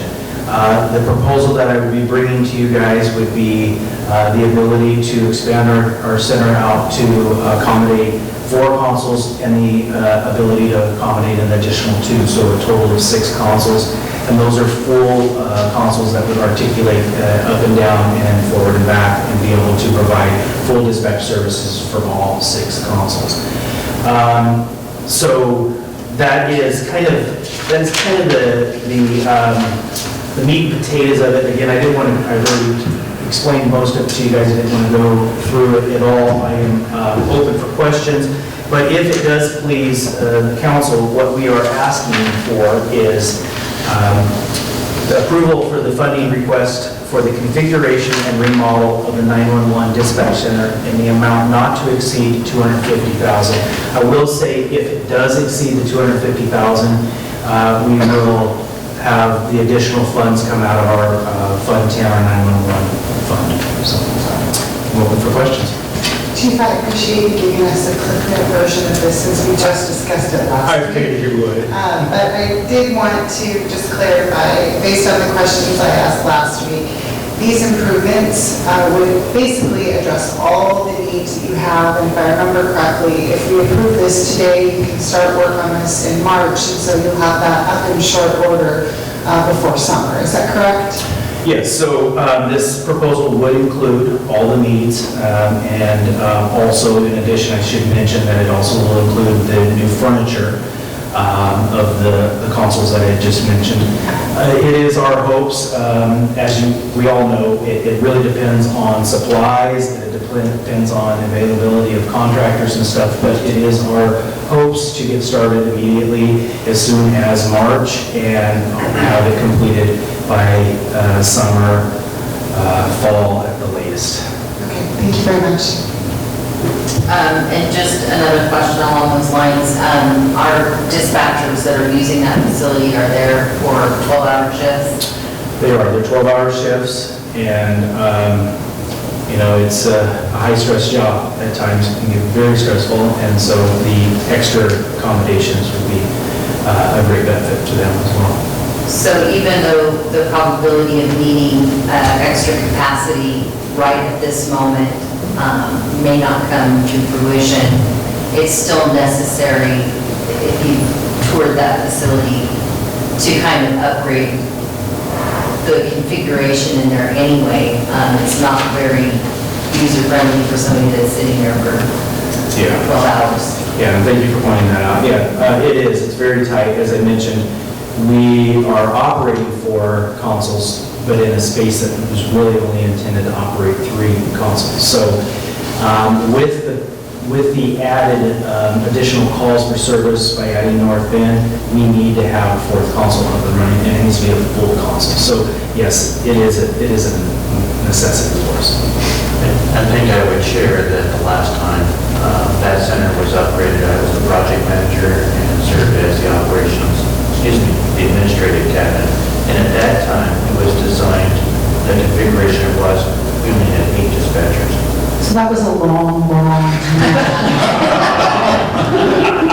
People were trying to count on their fingers how many years ago that was. I think we came between 15 and 17 years ago. Yeah. Well, our figures. And then that also speaks for that also speaks for the quality of the furniture and stuff that we are putting in that center. I mean, we've gotten 15 to 17 years out of it. It's a big investment, but it's a long-term investment. Chief, the lighting is an issue in there as well. Are we going to address that? Yeah, so part of our hopes in this remodel, reconfiguration is also to take a look at what within that environment could help our employees for the longevity of their shifts and just the longevity of their careers. One of the things that's been brought up is different lighting, maybe some different zones where you can dim lighting in certain areas and have brighter lights in other areas that require brighter lights. So we are going to look into all that. I apologize, I missed the work session due to my day job. How did this get in urban renewal? It's not uncommon for urban renewal to use funds to fix up governmental buildings. We've done it with the Art Museum, with the Egyptian Theater, which is a public building, the Sun Museum, the Visitor Information Center, the library, and this building more than once. I figured it might be by extension, because urban renewal to address blight, and blight tends to attract negative behaviors, kind of need dispatch.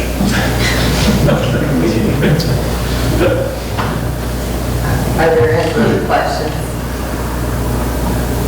I'll make a motion to approve the funding request for the reconfiguration and remodel of the 911 dispatch center in an amount not to exceed $250,000.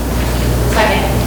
All right, we have the motion and a second to approve the funding request for the reconfiguration and model of the 911 dispatch center in an amount not to exceed $250,000. The only other, it's open for discussion, but I feel like I forgot to mention this as well, and that is that we didn't want to lose sight. This was originally something that was proposed for the library, and we did not want to lose sight that even though this is coming up now, even if that project were to have moved forward, it still would have been necessary to make this decision on funding and reconfiguration. That's correct.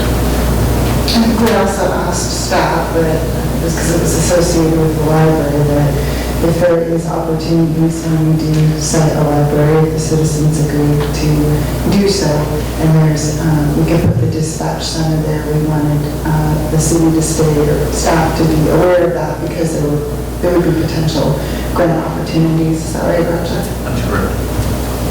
All right, any further discussion? All those in favor say aye. Aye. All opposed? Sorry, Carmen, you're back. Motion carries. Thank you. Our last item is the acceptance of the fiscal year 2023-2024 budget calendar. And I am assuming this is a continuation of what we did in the council meeting. Yes, good evening. You already undergo the annual budget process starting in December each year with the adoption of the budget in June. Staff begins preparing the budget documents in December for distribution to the budget committee in May, so that they have several weeks to review. The proposed budget calendar provides a detailed timeline of the steps necessary to prepare, present, and formally adopt the ORA's annual budget by June 30th, or as required by ORS. We've always maintained this calendar, but we're presenting it for I'll move to approve the presented 2023-2024 budget calendar. Second.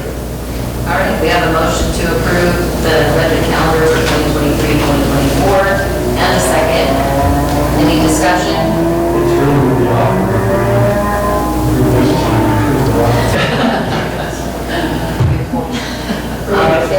All those in favor say aye. Aye. All opposed? Motion